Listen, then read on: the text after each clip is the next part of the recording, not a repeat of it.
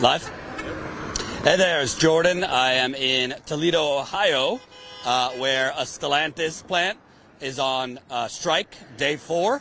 I've been in Wayne, Michigan the last few days. All those live streams are up. We've been talking to worker after worker after worker, and you're getting a lot of the same horror stories, unfortunately. Over the weekend, there wasn't really a ton of movement in terms of UAW negotiations with the 3 car companies. I would say, based on what I'm hearing, the UAW is closest, not to a deal, but at least the most progress has been made with Ford. And I would say the least progress has been made by these fuckers over here, Stellantis. And we are here covering the Stellantis picket lines. I should also tell you, what are we at, 1 o'clock? In less than 12 hours, Ford might go on strike north of the border. The contract for Canadian auto workers ends at midnight tonight. Unifor, which is the auto union in Canada, they've chosen Ford as their target company to strike. So we might be going to Canada tonight, which is pretty awesome to cover that strike. So we'll have updates on that later. They could make a deal before midnight in terms of the Canadian union and Ford, but if they don't, we might be headed there. I'm joined by Alexis. You're a Stellantis worker, and you are one of the unlucky temp workers, and you've been here for about 3 years? Almost 5 years, okay. Exactly 4.5. So tell me, Stellantis, we know I guess the COO was on vacation in his Mexico mansion when he was supposed to be bargaining. Stellantis, the CEO makes almost $25 billion a year. Stellantis last year made about $18 billion in profits, and you and I were talking. I mean, you're barely making it. Can you tell us what you've been dealing with? I survive off of 2 jobs. I work here during the summer 6 days a week because that's when they need us to cover up the absenteeism for the full-timers, their FMLA, their PIC days, and their vacations. Over the summer, like I said, I work 6 days a week, averaging about $1,000 a week. So just getting my hours cut down to 3 days because the full-timers, once they come back to work now, summer is over, kids are in school.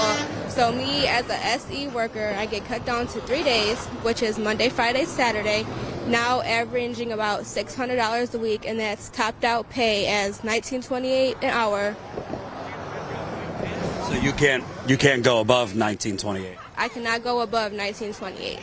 And if you're a temporary worker, what's the pathway? How long to becoming full-time? We don't have a pathway. We're not guaranteed full-time. This is an unstable job if you're a temporary worker. We could wake up tomorrow morning and be told we're no longer needed and have to find a new job. And you have a young child? Yes, I have a 1.5-year-old daughter. So tell me, I mean, you seem relatively young. When you applied here, did you think it was going to be significantly different? Yes, when I applied here, I thought it would be different. When I applied here, I had to wake up that morning because the website was opening, and me and my family were afraid it was going to crash. So I got the job. I thought it was going to be what everybody hyped it up to be, but Stellantis is not how it used to be. Tell me about if you're only pulling in about $600 a week with a 1.5-year-old. I assume that's not enough. Do you have to work other jobs? It's definitely not enough. I have a second job. I waitress, normally open to close on Tuesday, Wednesday, Thursday. I have a lot of help and support from my family, which I'm very grateful for. Without them, I don't know what I would do. And you're raising your child single mother? Single mother, yes. So, you know, I don't know if I hope you don't watch it because it will make you crazy, but CNBC, which is the business network, I watched the segment this morning, and the anchor said that, you know, these workers and the United Auto Workers, they're kind of exercising the, quote, politics of envy. So they're envious of what the CEOs make, and they're, you know, this is all envy, and it's not the CEO and their lavish salaries it's just optics. Are you envious, or are you really, really in desperate need of better wages? I'm in desperate need of better wages. Definitely. Especially as a SC, I shouldn't be working next to a full-timer making $20, $15 less than what they make when I do the same job, but if not a harder job all day. Do you feel like, because you mentioned you get more hours during the summer because the full-timers are on vacay or whatever, and then when the full-timers are back, they kind of don't need you as much? Do you kind of feel like you're being used or exploited? We are definitely used and abused as SEs, definitely. We don't have a specific location in the plant. We have a designated team that we show up to every day, but if the plant's short somewhere, we could be floated out. I work in assembly. I could be floated out to chassis, rotisserie, paint shop, body shop, wherever they're needed. I witnessed assembly being so short that they pull from body shop and paint shop. So as SE, you have no designated work area. Mm-hmm. And, you know, what's amazing to me, I was in Michigan covering the strike there. You keep talking to people who say, like, McDonald's pays more or this restaurant pays more, but maybe you don't get the same benefits or whatnot. Are there other, local fast food or anything that pays more than what you're making? The Five Guys over here starts out at $21 an hour. I make $19, $28 an hour, and that's topped out as a SE. New TPT that would apply here and get hired in, they would only be making $15.28 if I'm not mistaken. And over the course of 4 years, they'll hit $19.28, and that's their top out rate until, if ever, they become a full-time. And tell me, I mean, you got a 1.5-year-old, so that's a full-time job on its own. If you're working here kind of sporadic hours and you also have to waitress, that doesn't leave like a ton of time to spend with your child. Doesn't leave a ton of time. Luckily, as a TPT, I have FMLA, so honestly, that's how I got to spend the summer with my daughter. If I didn't have that, me and my daughter would have no memories during the summertime together. Mm-hmm. Tell me about your colleagues, because I'm sure there's other single parents. I'm sure there's other people that are working multiple jobs. Would you say most of your colleagues are kind of just scraping by? A lot of us SDs would most definitely just be scraping by. Some of the full-timers here at Jeep, they stick with us. They agree with us. Some of them don't. They feel like we're not entitled to anything because we're just a temporary worker. But most of us SEs basically will all have the same story. Have you ever been given any explanation by managers why you're temporary and why they can't just hire you full time? They say we don't have room. With all the plants closing, there's no room to hire us in. With all the layoffs from the Belvedere plant and the Trenton plant, there's no room. There's no specific reason. And you said there's no pathway for you becoming full-time here. So when the companies say, well, we made an offer that, we're moving it from 8 years to 4 years to make top rate, that doesn't include promising that temporary workers will become full-time workers. I was offered a full-time position maybe a year and a half into my starting here. But that would entitle me packing up my family and relocating or commuting an hour and a half to work every day, which wasn't in the fine print when we signed up to work here. Yeah, I spoke with somebody yesterday that I guess the Belvedere plant laid him off in Illinois, and he had to come 5 hours away from his family, so he only sees his wife once a week. And it seems like that was the offer you had. I work with somebody on my team. He takes his pick days. He goes home on Thursday nights and comes back to work on Tuesday just to spend time with his family because they closed his plant and now he has to commute to work every day. What do you think about, you hear so much in the media that the economy is doing better and unemployment is low, but it seems like among so many workers, the economy is basically this kind of house of cards, and you're barely surviving, really. I feel like the workers are barely surviving. The people that are at a better job or unemployment are literally living better than us factory workers, and I honestly don't feel like that's right. And lastly, tell me about the work. I mean, you're young, but I'm assuming you got aches, pains when you get home. All my body does is ache. I feel like I'm older than I actually am, but that's my fault for choosing to work here. It's backbreaking work for not the pay. It's hard labor work. And like I said, the SEs do shittier jobs than the full-timers. Sometimes you come into work, the full-timer will bump you off your rotation just because you're on an easy job, so they could do that easy job. Us as SEs have no seniority, so therefore we can't do nothing about it. And would you say, some people say, well, if it's so miserable, go find another job, but are there a ton of jobs around here that are union and pay well? See, that's the thing. A lot of people say that, but you can't find a union job today that's good. I wasted 4.5 years here. I worked here since I graduated high school. I'm 24 years old, and I really don't want to start all over, especially having a daughter at home. Thanks, Kim. I appreciate it.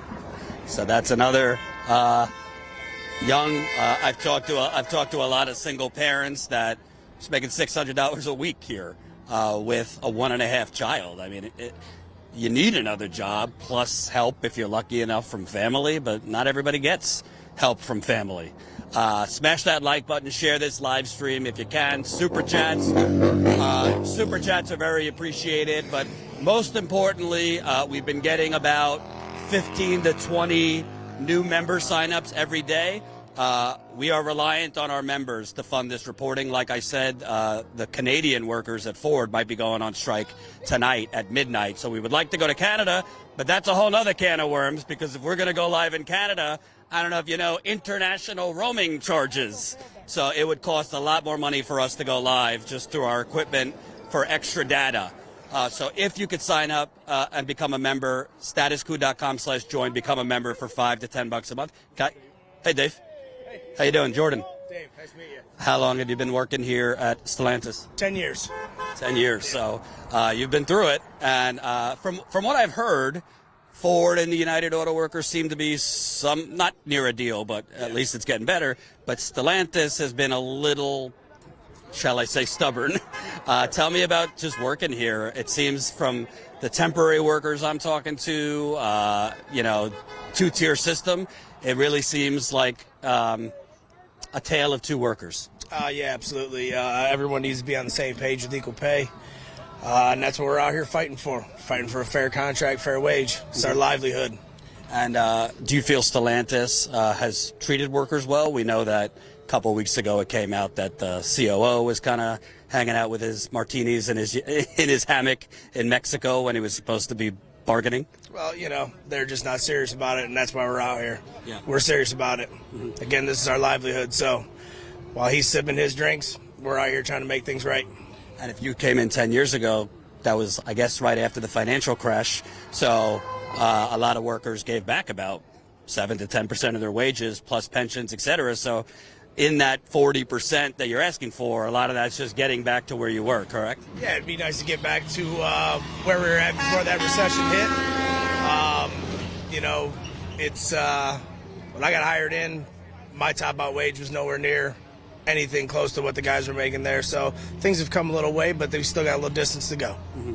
And for you, being here for 10 years, can you kind of talk about personally for you, how's it been economically? Have you had to make some tough choices? Some choosing between, this bill or that bill, because so many people are telling me they're 1 or 2 paychecks away from disaster. Yeah, it's with the way the economy is now and the inflation rate is, what we do make an hour isn't close to what we're actually making an hour. Grocery bills are up, gas is up, everything's up. So some people, we're out here struggling a little bit. But again, we're out here fighting for what's right and fighting for a fair contract. What do you say? You keep hearing the media regurgitate the companies, especially CNBC, and these, they need to be able to be competitive in this new electric era. And if they give these wages and et cetera, they won't be, innovate's their favorite phrase. Doesn't seem true to me. If you're they made $18 billion a year last year, Stellantis. Yeah, they make a good chunk of change, don't they, right? And they make a lot of it off this vehicle right here, the Wrangler. It's an American icon. Mm-hmm. It's going to be here. The Americans love this car. So, again, fighting for that fair contract, fighting for a fair wage. And hopefully they get it right. Do you like this initial strategy where you're striking at 3 plants? Obviously, a lot of workers wanted all plants at once, but it seems like at any, who knows? You could have more plants tomorrow. That's kind of the strategy. As of right now, there's no word on what else might be shut down that I've heard. But I think it's a smart move. Mm-hmm. So I was, before I got here, I was watching a clip on CNBC because I like to torture myself. And the anchor, he said, you know, all these workers yapping about the CEO pay, that's just a politics of envy. You're envious. How do you respond to that? Yeah, I don't envy anybody. That's a little ridiculous. Sounds like he doesn't know what he's talking about. Yeah. Tell me about the morale. Obviously, it's high now, but before the strike, you know, I was just in Wayne talking to workers, and it seems like for a lot of people, they're not really enjoying going to work during the day. No. This is pretty much our lives. You know, we're here 6 days a week, 10 hours a day. We all got little kids at home. We don't get a whole lot of time with our families outside of work because we got to get up real early to come to work. Yeah. Build Jeeps at 5:30 in the morning. So it is a little bit of a sacrifice we make, though, to have the livelihood that we have. Mm-hmm. So hopefully they can figure out something that'll get us, you know, some sort of a life back.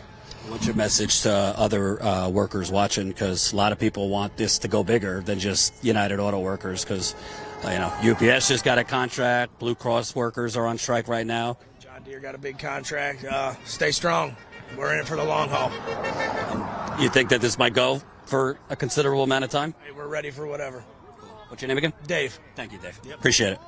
So that's Dave. Can't see it right now because John's taking a picture, but they're right now lining up and taking a picture together. This picket line goes all the way down the block, so they're stationed in front of different gates. So we'll probably start walking down a little bit to other locations too. John, can you show? So we saw this in Detroit. You know, workers getting together, taking pictures, the sweet smell of solidarity. Beautiful thing. Smash that like button, share the live stream so we can get this out to more people. Oh, we did? Okay. Today is day 4 of the strike. You gotta love that every single time I go live, without fail, I have to pee. And then hold in a pee for like 3 hours. Not good. Not good at all. Let me read the email. Smash the like button so we can get this out to more people. Let me see how many people we got watching here. Hold on. We got almost 500 people watching. So please smash that like button. Share this live stream so we can get it out to more people. Super, super important. This is day 4. Trust me, the media, they're going to stop covering this as we go. Oh, did Holly want to talk too? Oh, I don't know. See if she wanted to talk. So we want to stay out here as long as possible. We have Tina, my colleague's going to be coming in a few days to replace me because I do have a young one. It is my birthday in 2 days. So if you want to sign up as a Status Coup member, as a happy birthday to me, that's statuscoup.com/join. You can become a member for as low as $5 to $10 a month because that is what funds our reporting. So please sign up if you can. Like I said, we might be going to Canada tonight. It just depends if there's a strike, which can happen at midnight. That would be Ford in Canada would be going on strike if they don't reach a contract agreement by midnight. So we might be going north of the border, which would be kind of cool. Colin sent an email. Let's see if I could. All right. Let me give some shout-outs. We got a $10 donation from Robert on the website. Thank you for covering the latest at Local 900 and beyond. Thank you so much, Robert.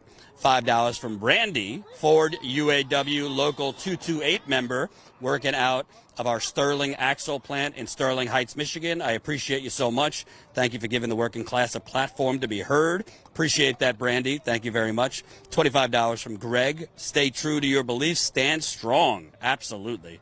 $10. And by the way, I should say, I'm not out here all day. I'm out here live 2 to 3 hours, and my feet hurt. I'm like, oh boy, after these, I'm exhausted. So imagine being out here all day. So power to these workers. $10 from Jordan. Thank you for your on-the-ground coverage, man. Thank you. $500 donation. Holy cow. $500 donation from Sarge. Thank you so much, Sarge. That is very, very, very kind of you and very, very generous and really, really helps a lot. So thank you, Sarge. We appreciate every donation, but when somebody donates, a considerable amount of money, that's really, really helpful. Sarge donated $100 as well, so that's $600 total. Money well spent, he said. $20 from Teresa. I've been following you for a long time, since the Young Turks. Great work on the Flint water issue. The UAW strike hits home because my husband works at a plastics company that makes auto parts, not strictly auto parts, but enough to be affected. Viking Plastics is in a small town in Corey, Pennsylvania. Their work has not slowed yet, but they are expecting work to slow down next week. Absolutely, absolutely. And let me give some shout outs to members that signed up: Julie, Michael, Scott. We also have Gabrielle and Charmaine. So those are some new Status Coup member sign-ups. Listen, I am not beyond begging. Please, please sign up. That is how we fund this reporting. And more so than just this strike, that's how we build this company. We are independent. We don't have any funding for the big banks. We have no funding from fossil fuckers, big pharma, big real estate, Silicon Valley, the military-industrial complex, or Democratic or Republican Party donors. Our funding comes $5 to $10 at a time from you. So please, please sign up if you can. That's statuscoup.com/join. Double K, $49.99 super chat. Thank you so much, Double K. Boeing, $10 super chat. Go UAW. Much support from we ALPA members. Thank you, thank you. Those are all I got for now. We got 500 people watching. So keep smashing that like button, share this live stream so we can get it out to more people. Okay, yeah. So we're going to start walking down towards the other location. If you hear it, it's every 5 seconds is another car honking, so you have a lot of solidarity here in Toledo. Let's start walking down and being mobile.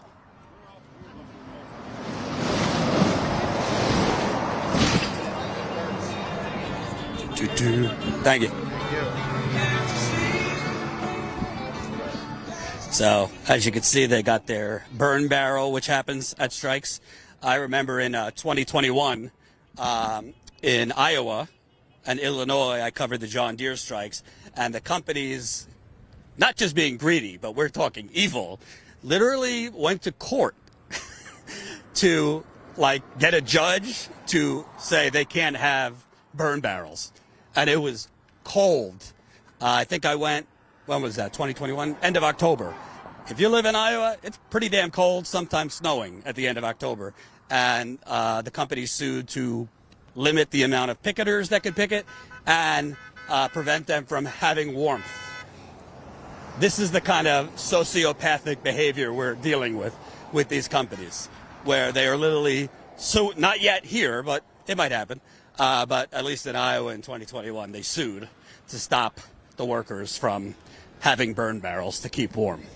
Anyway. Oh, yeah, so you got Jeeps coming out of there.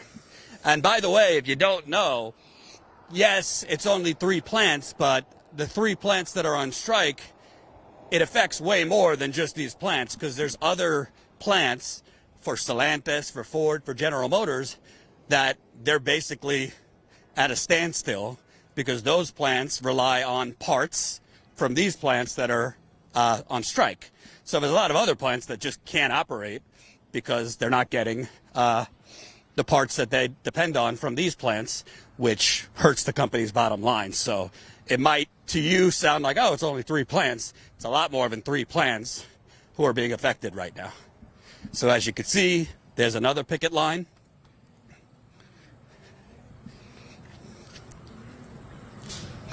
It is a nice hot day again. Toledo. Hello to Wentzville, Missouri as well, who's on strike. That's a General Motors in Wentzville, Missouri. Yesterday, a bunch of politicians showed up at the Ford in Wayne, Michigan. Debbie Dingell, Rashida Tlaib, Hakeem Jeffries, who is a corporate villain who pretending to be a friend of labor. Here we go. How you guys doing? Good.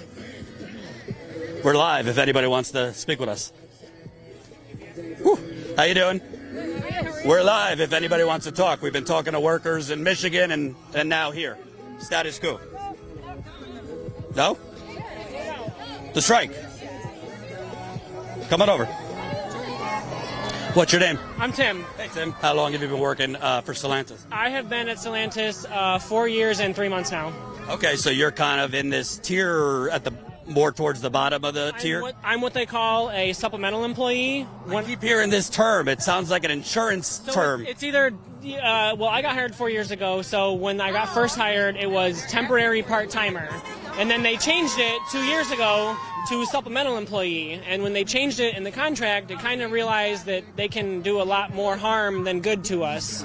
So we're kind of locked into being stuck at where we are, and we can't really move up. Basically, it's just a fancy term for temporary worker, which basically means they're trying to pay you as little as possible to do full-time work. What kind of temporary person has been at their job 4 years? 4 years is not temporary. 4 years is an entire high school education. So what about that is temporary? They just don't want to get away with giving us any of the profit sharing, any of the bonuses, any of the performance bonuses, JD Power and Associate bonuses. They get all those throughout the year. We're not eligible for any of those. We do get slight health care, but it's a lot of the stuff around here is out of tier network. We don't get any dental, any vision. We were offered full-time one time about 6 months after the pandemic, and we had to move, though. So we only got the option to move to a different plant.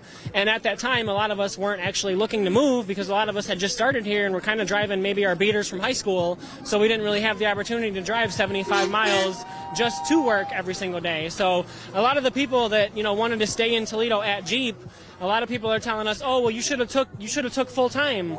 That's not really the option everybody can take. So people that want to just stay around and work at the local plant that their entire family has worked at their whole lives, I don't think that that's asking for anything that's unfair. I talked to somebody in Michigan yesterday. He worked for Stellantis in Belvidere, Illinois. They laid him off. And they closed. They laid him off. Yeah. And he had to move 5 hours away to work, and he only sees his wife once a week. Yeah. Because his wife's still back in Illinois. Yeah. So that's the tough choices people are having to make. Yeah. Move away from your family just to have the job. Yeah. Or, like you said, a lot of people can't do that. Right, or 4 years ago when I was just starting out here, I wanted to start a career path. It was like, okay, I'm going to move to a completely different city I don't know, that I've never been to take a full-time job that kind of comes with restrictions that I don't really know about. So that wasn't really the best option for everybody. So a lot of people are telling TPTs, oh, you should have took the full-time offer you were offered. That wasn't really the best option for everybody, and that's why a lot of us didn't really take it, because we live 5 minutes from the plant. We live 5 minutes from this plant. Why would we drive an hour and a half to go work in another plant just because that's what was offered?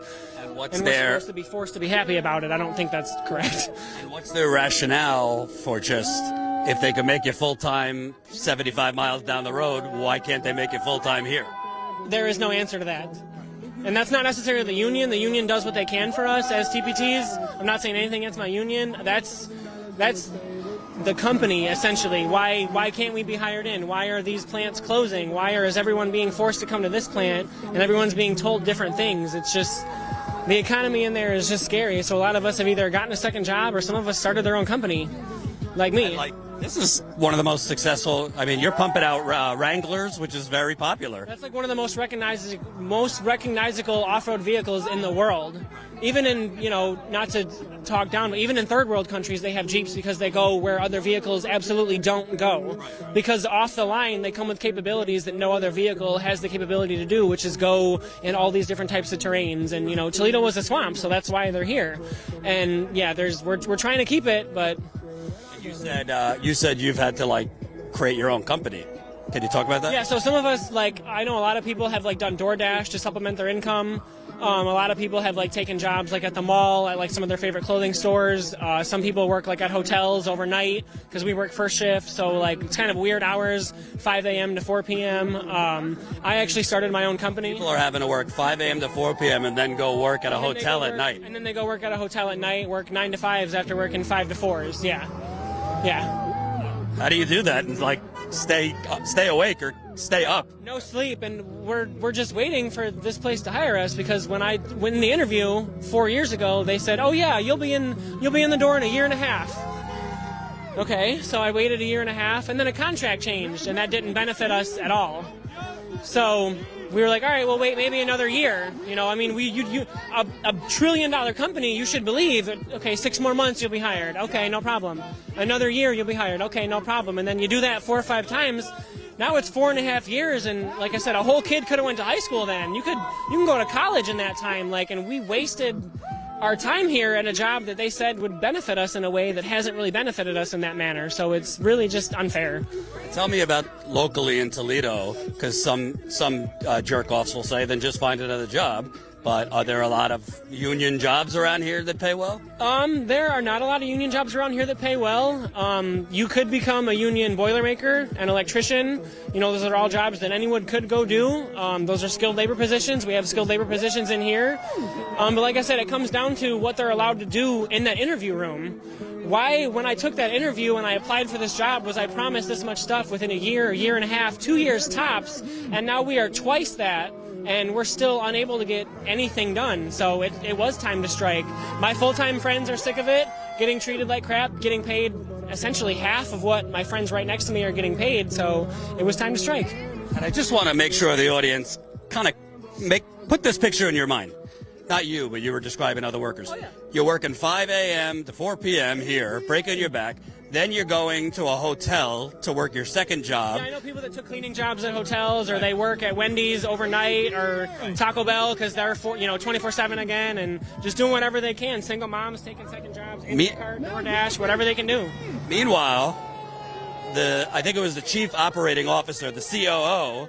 He was literally at his second vacation home in Mexico a couple weeks ago, vacationing while he was supposed to be leading bargaining. There's pictures of him, like, a drink at a restaurant or whatever. So it seems to me like there's kind of like they're robbing you. A big disconnect. Yeah. To call it the least and most respectful thing, it's a big disconnect, yeah. Absolutely. Yeah. Talk about for you, I mean, obviously you're young, but I assume you're aching after working here all day. Your body, manual labor. We had a 10-hour shift. A 10-hour shift isn't easy on anyone, and then for that not even to be able to cover some of your basic bills. I mean, after taxes, to work what they work, it's barely even $500 a week. A high school kid can go make that at Taco Bell. But Taco Bell isn't promising them, full-time benefits and all this stuff. Taco Bell is just Taco Bell. You know what I mean? So places like that are hiring $15 an hour. That's what I started as. Places like that, you get a raise every 6 months as long as you show up and do what you're supposed to do. So do we. Some of us have perfect attendance as TPTs. We're held to higher standards, and we're not allowed to be late. We can't, doctor's notes get thrown aside. Funerals, they're like, oh, too bad.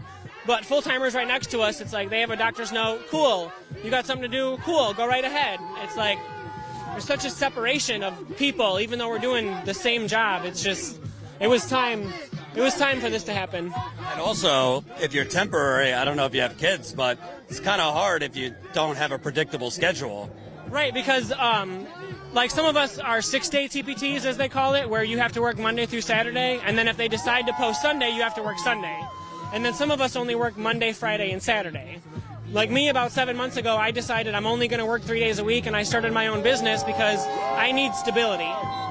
This job, when I took this job 4 years ago, it promised me stability, health insurance, benefits, bonuses, raises, and here I am 4 years later still doing the same exact job, building the same exact vehicle, not making the money that I was promised.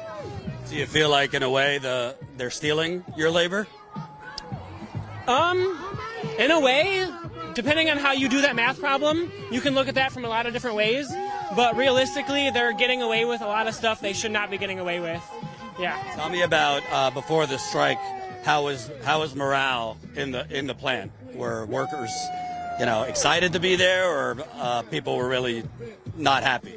People were excited for the strike because they knew it needed to happen. A lot of the full-timers are sick of the way that people that work right next to them get treated. So they're ready for it, and that's why it happened the way it happened. What do you think so far? Obviously, it started out with only a few plants. The union has threatened more plants if these companies keep dragging their feet. Would you like to see it be all plants all at once, or you like this approach? Strategically, I don't really know what they have planned, but I think the more plants that kind of shut down in strategic ways, the way they started it, I think that could benefit them, yeah. What do you think? All you hear from Biden and politicians, the economy's doing great, unemployment's low, they say, but you go talk to workers, I don't know who the economy is doing great for, but it doesn't seem to be doing good for the people who are doing the hardest work. Correct, because people on the news, they say that we should have all these benefits and we make all this money per year. It's not really like that, because every week they cut our hours whenever they feel like it so that they can support their own bottom line. What about our bottom line? Because our bottom line is our families. Our bottom line is not a numbered quota. And also, it's not like you could just go back to school or something and take out loans.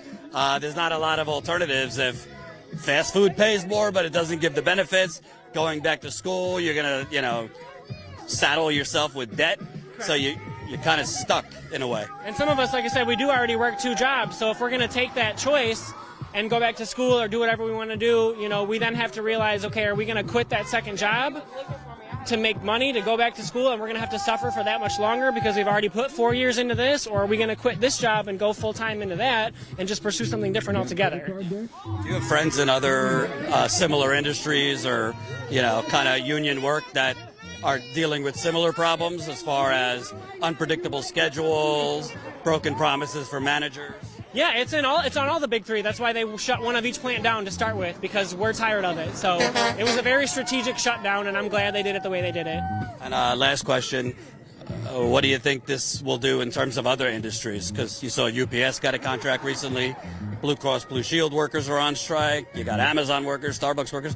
Do you want to see more industries go on strike? Companies need to stop being so greedy.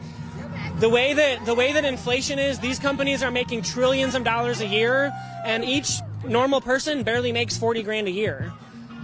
Not only does that not match inflation, but no matter how you do that math problem, it is unfair and unequal to the way that the economy has been going. These people make trillions of dollars a year, and they get stock options, and they don't even want to pay us every week for what we're owed. So something needs to change.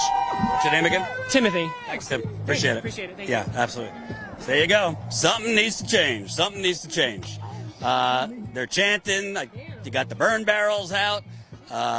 There's the burn barrel right in front of me. Let me check out where we're at. Please smash that like button. Share this live stream so we can get it out to more people.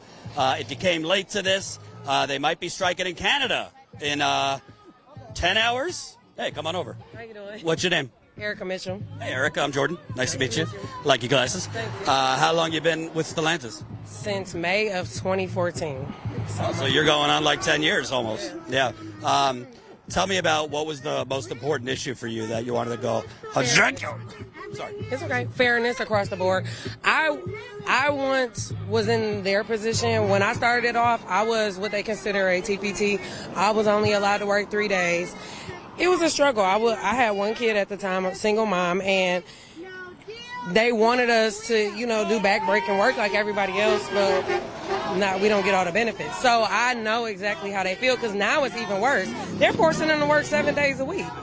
And then it's like, why is that fair that they work harder than a lot of us? Because I'm a full-timer now, so I do get the benefits of being allowed days off. Well, why is it fair that somebody that makes $13 less than me can't get a day off?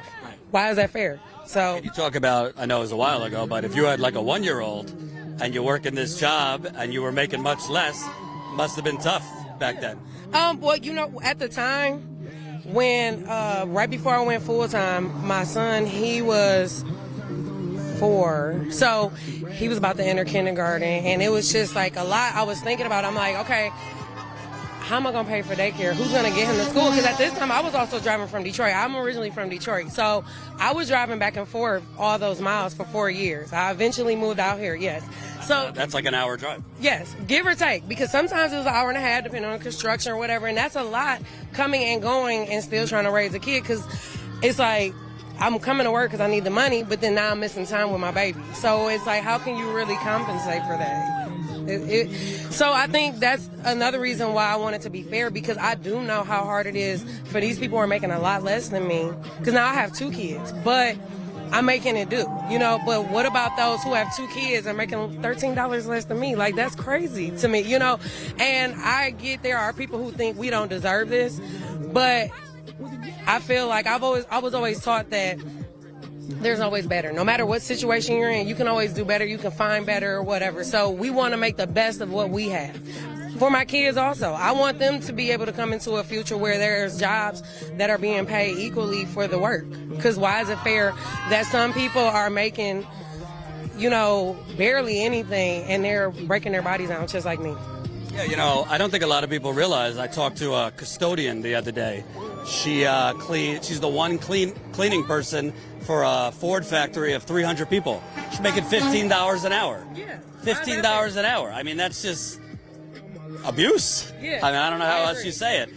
So it's the custodians, the temporary workers. Meanwhile, I mean, you got your executives are vacationing in Mexico. No, exactly. And you see where we're at, and then we have to be out here just to get $500. What is $500? Compared to what I regularly make a week if I work, all my days or not, that's nothing. That's not even half of my check sometimes. You know what I mean? What am I going to do with $500? But we're out here sweating and, standing on our feet and, doing all this all day. And what are they doing? They're probably sitting in the office, and how many billions of dollars do they make? And they're acting like we're the bad guys for wanting more.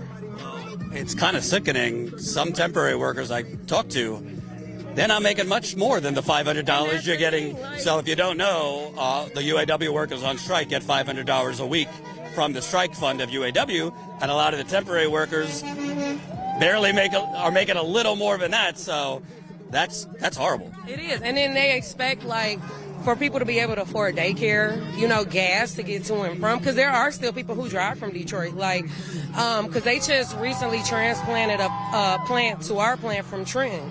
Most of those people live downriver or in Detroit. Now they're driving back and forth every day, and it's we give in to their demands, do things for them, but they don't want to give us back what we deserve in return. Because in the long run, they don't, we're fighting for COLA and pension too. Okay, yeah, I'm not ready to retire right now.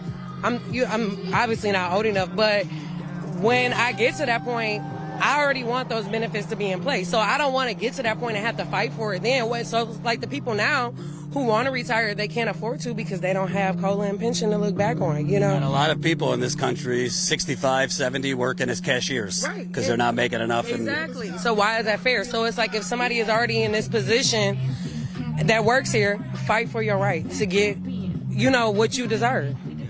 What do you think of, I listened to CNBC this morning. It's torture. But, some of these anchors, they said, all these workers complaining about CEO pay, that's just optics.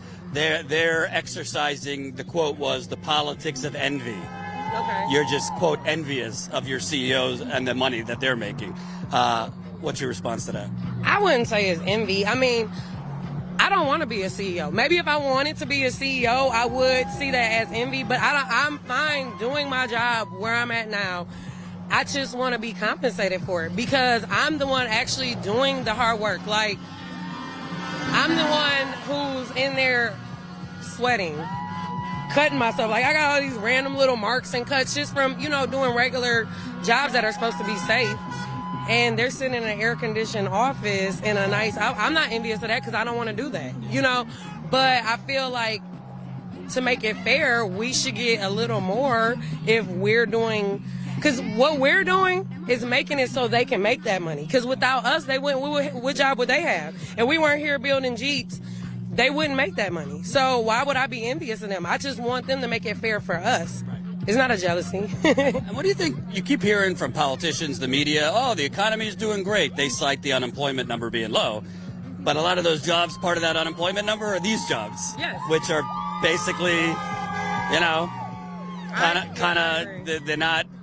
they're not livable jobs for the most part.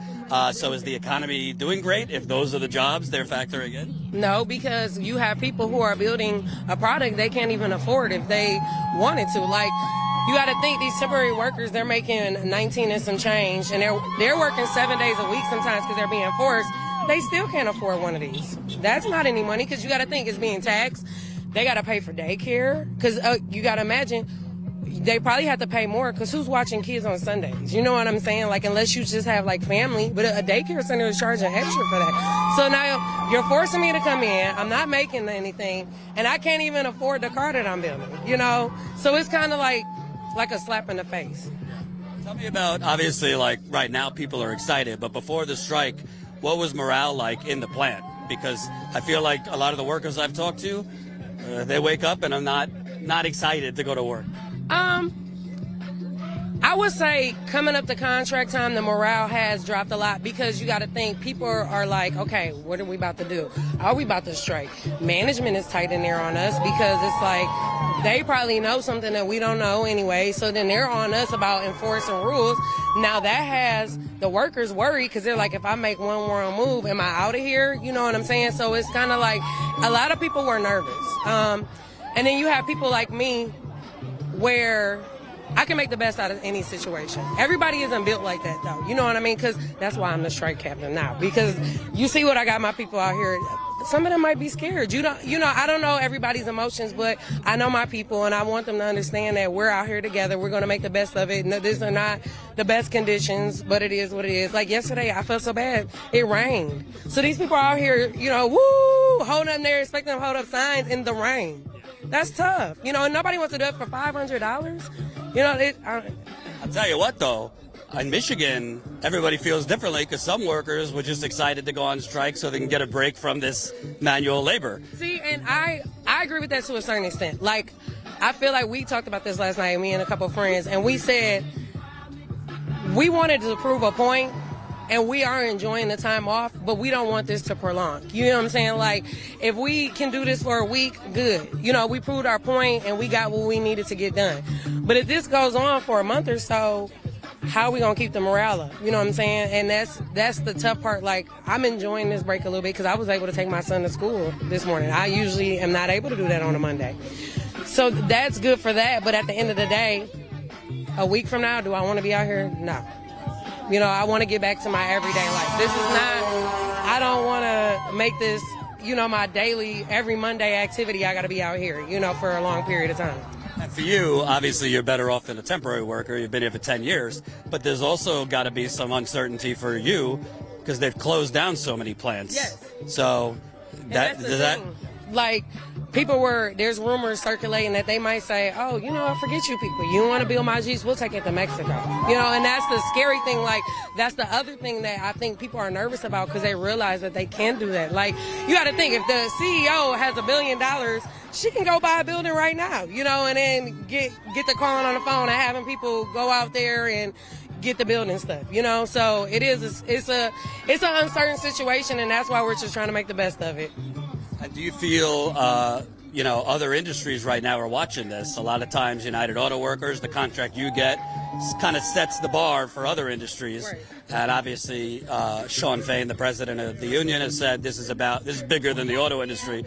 Our friends, family that don't work here, paying attention. Do you know other workers and other industries that are kind of suffering as well? Yes, and I feel like UPS is what kind of fueled this also, because I don't know if you were paying attention with UPS when they ended up not striking, but they got what they wanted. And I understand, UPS would be considered more they do something that directly affects more things than us, but it will cause a trickle effect with us because you got to think like cities like Toledo. Jeep runs Toledo. Let's be honest. Like, this is Toledo. Everybody knows somebody that works here, through association by neighbor, relative, whatever. So at some point, this is going to trickle down on people, and it's going to cause a bigger effect because you got to think like the McDonald's over there, majority of their traffic is probably us. You know what I'm saying? Because we're out here all day, lunch breaks, after work, before work, whatever. So at some point, it's going to hit their business because they don't have these lunch break people come over there. And then if we're making $500 a week, you think we're about to be out here going and running to order McDonald's? No, we're going to be out here trying to figure out other ways, sandwiches, whatever, something cheaper and easy. So that's why I think he was trying to prove a point with a plant like this, for example, because he understands the impact this plant has on this city. And that's a way to show them, like, no, this can't go on because it does affect everybody. The economy is not doing that good. What do you think about Stellantis CEOs making $25 million, GM about $30 million, she's making Ford $24 million, and all you hear, it's like they're robots. Oh, if we give in to these demands, we won't be able to be competitive in terms of electric vehicles. We won't be able to. They love using the word innovate. Something doesn't add up if they're making all this money yet. They still won't be able to be competitive. I agree because it doesn't make sense, especially if like, for example, with us, we've been running electric vehicles like crazy. So obviously you have some plan to do something with them. We're able to afford to build them in such mass production. Somebody's buying them somewhere, because why you wouldn't be building something if nobody's buying it.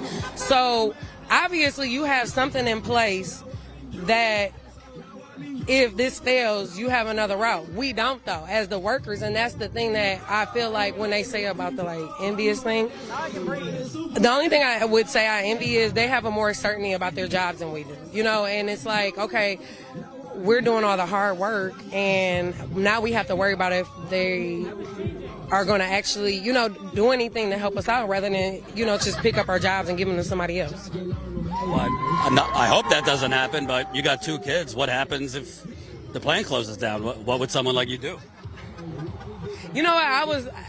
Me and my friends were talking about this, because I have a lot of friends and family from here, from being here so long, and we've been talking a little here and there about different things like that, and it's just like, I told my parents, to be honest, I'm coming back to Detroit, and I'm going to go apply at the airport. I seen Delta's hiring, because I feel like if I'm leaving something that's been my bread and butter for so long, I'm just going to find a job that I can enjoy. At this point, because I done did my sweat and tears for something that I thought I could make an impact on, and now it's gone. I'll just find something that works better for my kids, something that I enjoy, something along those lines. That's something, because I don't know many people that enjoy the airport. Well, I figure I like to travel. I'm trying to get them flight benefits. So, it's because that's the thing also. We're worried about the benefits. So it's like, if I'm going to go work somewhere else, now I'm really looking at the bigger picture. What benefits do I get with this job? Because I don't want to be out there striking again, for another fight. I got to find something that goes along the lines of what I was trying to fight for in my other job. You know what I'm saying? And it's interesting. Yesterday I was covering the line in Michigan. Politicians are showing up. They're holding up the signs, taking photos. I don't see a lot of them when the cameras aren't there. I don't see a lot of politicians really supporting unions, particularly in the Democratic Party. Republicans, forget it. Do you feel like politicians are doing enough to make it easier to unionize, to actually force these companies to treat you like humans? I think they do it, like you said, to their convenience. When I would say 3 weeks ago, they probably didn't care about what we were doing. They didn't care about these people making whatever. Now, because it's a thing and it's popular and it's what people are talking about, they're jumping on the bandwagon, and they're going to, of course, say this is not fair. But where were you a year ago when this was going on? You get what I'm saying? That's how. So I feel like it is to their convenience. They do see cameras out here. They're like, okay, this is my opportunity to market myself. And I don't think it should be about that all the time. If a lot of these politicians came out here regularly clothing, we wouldn't even know, and they could stand here and strike with us and we'll be happy. They come with all their people, their signs, their T-shirts. We know who they are. If they really cared, they'll be out here in a regular plain T-shirt can I hold a sign? What do you think? At midnight tonight, Canadian auto workers might go on strike as well. Ford, by midnight, their contract runs out, and you might have Canadian workers go on strike. That might be a little international solidarity, right? Yeah, I was reading somebody talking about that on the internet, on Facebook, matter of fact, and they were saying they support us because they were thinking they might go on strike. So they basically are like, we support everything you guys are doing because we might be out there. And even if they don't strike, they said they still support us because they understand the bigger picture. They understand that work conditions need to be better. We bust our butts, so we need to get compensated for it. And it's not all about the money either, And I think that's a big thing. They were saying, for them, it's not all about the money either. It's about the long-term benefits and, time with family and all that. So I think a lot of people think that we're lazy and we just want to get drunk and build cars, and that's not it. That may be somebody's story, but that ain't my story, and I can speak for a majority of us. That's not everybody's story, So I don't think it's fair that we have to go through this. I feel like it should be as easy as they come with a good offer and we sign and say yes and have a nice day. Well, also, not that you're near this, but by the time you retire, if you've worked here for 30, 40 years, you're going to be sitting on your sofa, with 3 ice packs, your cane. Yeah. Who wants to have the additional stress of, oh, my pension hasn't gone up, or I don't have a pension, Right. and Social Security is paying me crumbs. Right. You don't want that economic stress on top of you probably got some physical stuff No, from I working agree. here for so long. I agree. Because that's the thing that people don't realize. Like, it does do a lot of wear and tear on your body. Like, I'm not like the most athletic person, but I'm not one of those people that just like sits around and does nothing all day. So it's like, after so long, your shoulder is gonna hurt regardless. Like, it doesn't matter if you work out or not, you're gonna have body problems. Like, and then sometimes it's like, you gotta decide. Like, recently I had foot problems, and I'm like, okay, these people can put me on restrictions and all that, but at the end of the day, that means they're gonna cut my hours. And school just started, so I was trying to make sure I had everything together for my kids for school. So I'm like, here I am with a foot brace on, limping on the line, but I'm doing what I have to do at the end of the day to make ends meet for me and mine. So I think it's like they should make it easier for people who do have problems to be able to, I would say, like, heal. If I had better circumstances, I could take a day off and sit down and put my feet up, but that's not always the case. You know what I mean? Last question. You hear all about the American dream. Is this the dream, what you guys are going through? It seems to me like this is just kind of a economic Hunger Games. I totally agree. That's the best way to describe it, because we're trying to make sure we keep the American dream running. Like, for example, the Jeep, the Wrangler, I think that's like one of the most American cars you can think of. Like, as a kid growing up, I always wanted a Wrangler. It's just, that's the coolest car. But it's not American if we're not treating our Americans the right way who build them, So it used to be the American dream. Like, I know years ago growing up, like back, because I'm from Detroit and that's where all the plants are. Back when I was a kid, if your parents worked at the plant, you're like, oh man, they got money, and they're living good. Now that's not always the case. I know a lot of people who have other jobs while working here, just because of so many circumstances going along with working here. Hey! Oh, yay, garbage bag! Thank you. I'd say it's probably, you got like thousands of honks a day. Yes. Yeah. This was our first day out here. Well, as a team, I've been out here because I've been supporting people who have been out here other days. Like last night, I was out here. We did a midnight convoy for the overnight workers, and I hung out at a gate over there for about an hour or so, and then I came to this gate last night. I went and ran to Taco Bell for them and came back. So it's just like all of us trying to keep each other sane because, like you said, it's the Hunger Games. We don't know what's going to come from this. I think that's important because people watching, they see the lines, they see people cheering, but this is all day. I mean, this is work in itself to be out here all day. What would you do if you were out here? And that was the thing. That's what we were trying to make sure we have.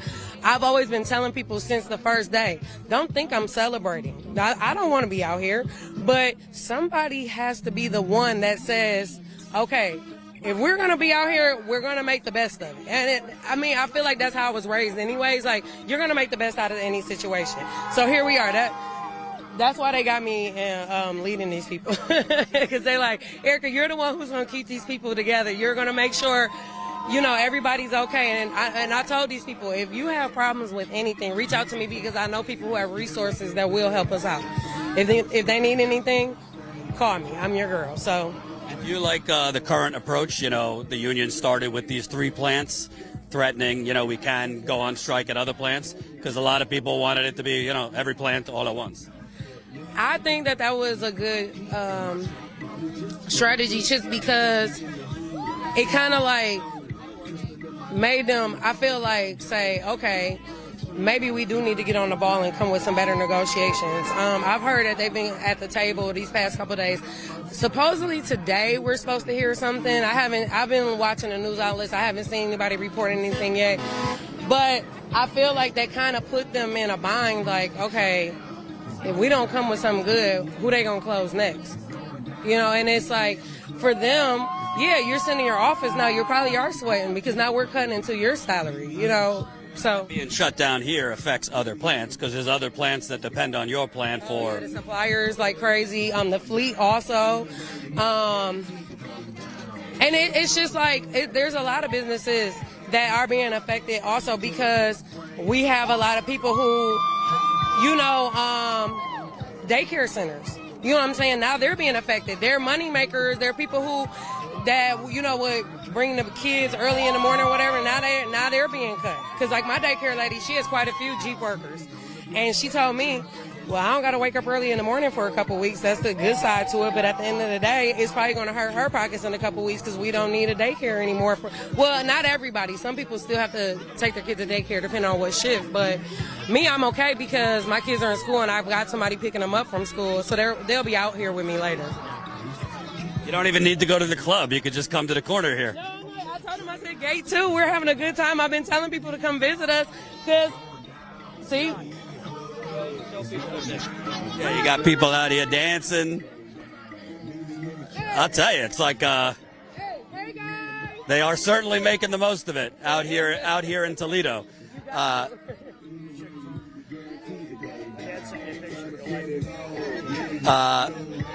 Last question. Obviously, you want this to end, as soon as possible. But how long are you guys willing to stick it out? I don't know. Like I said, give me a week, and I'm gonna be over this. Like, I don't feel like it should take that long to get a message across. You get what I'm saying? Like, for something this dynamic, like this is like a big thing.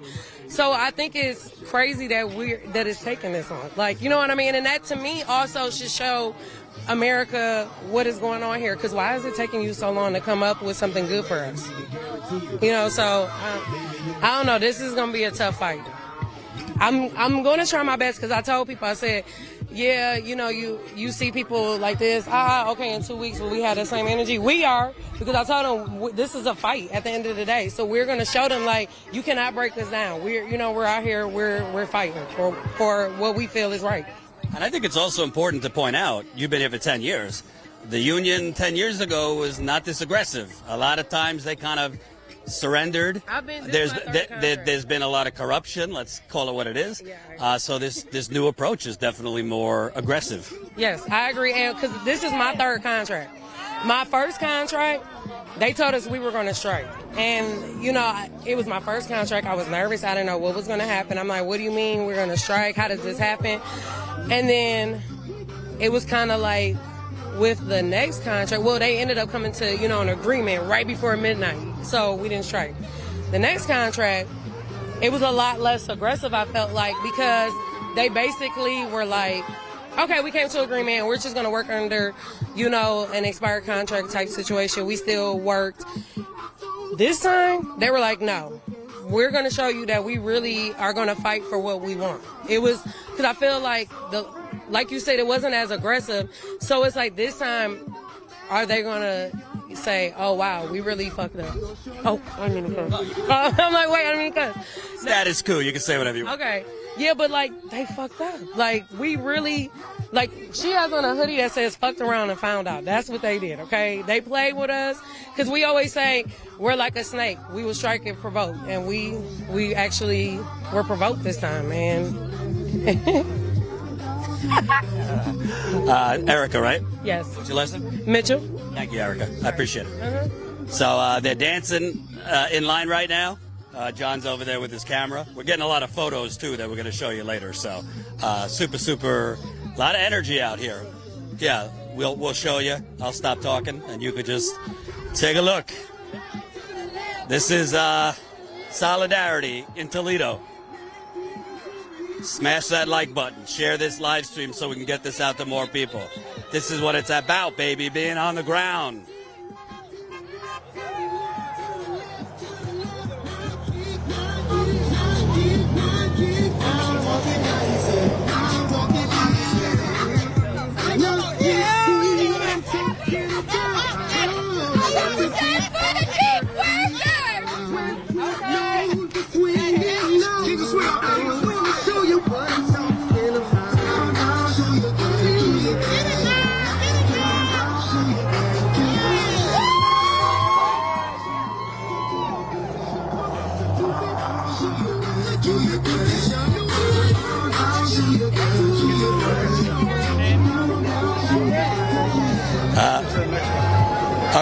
Yeah, you gotta stay energetic. You gotta make the most of it. Thankfully, it's not terrible weather. I remember I was out covering the John Deere strikes in 2021, and it was like 10, 15 degrees. So it's much better conditions here. Let me smash the like button, share this live stream. Reminder: we need you. We want to stay out and cover this as long as possible. Today's day 4, but we need more people to sign up as members. So if you're not yet a Status Coup member, what are you doing? $5 to $10 a month, $5 to $10 a month. Join us. A lot of people ask for $5 to $10 a month, and then they just bloviate out of their assholes from a studio. We are asking you to fund us so we can be on the ground giving voice to the workers. $5 a month equals 16 cents a day. $10 a month equals 33 cents a day. If you can't afford that, I understand. If you can, statuscoup.com/join. Come on over. It's like I wanna start dancing. I meant to. What's your name? Deanna. Deanna? Uh-huh. How long have you been working here at Stellantis? 10 years. Another one, 10 years. So you've been through a few contracts. Tell me about right now. Does this feel different to you? Yeah, it's different. We're actually on strike now. I was prepared, but I was hoping we didn't go on strike. We love what we do. We love building our Jeeps. If you're from Toledo, you're very proud of what we do because the Wrangler was born and raised here in Toledo. But other than that, we're just out here fighting for what we deserve. And how's things been for you? Obviously, you got prices going up all over the place. They say inflation is better, but I don't know. The cost of living is definitely up. I have 4 kids at home. 5 technically. I just recently had custody of my nephew. So with the cost of living rising and our pay staying stagnant, it's hard. A lot of people think here, you work at Jeep, you must make X amount of dollar, you got money, and we do. We make good money. I'm not saying we don't, but with the way the cost of living is, I'm spending $300 a week just on groceries, and on top of paying for common bills, lights, gas. It costs. So we're just out here fighting for what we deserve. And it must be.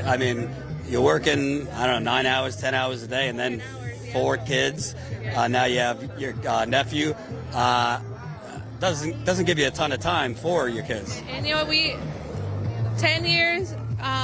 I've sacrificed a lot of time with my children, holidays, birthdays, family events.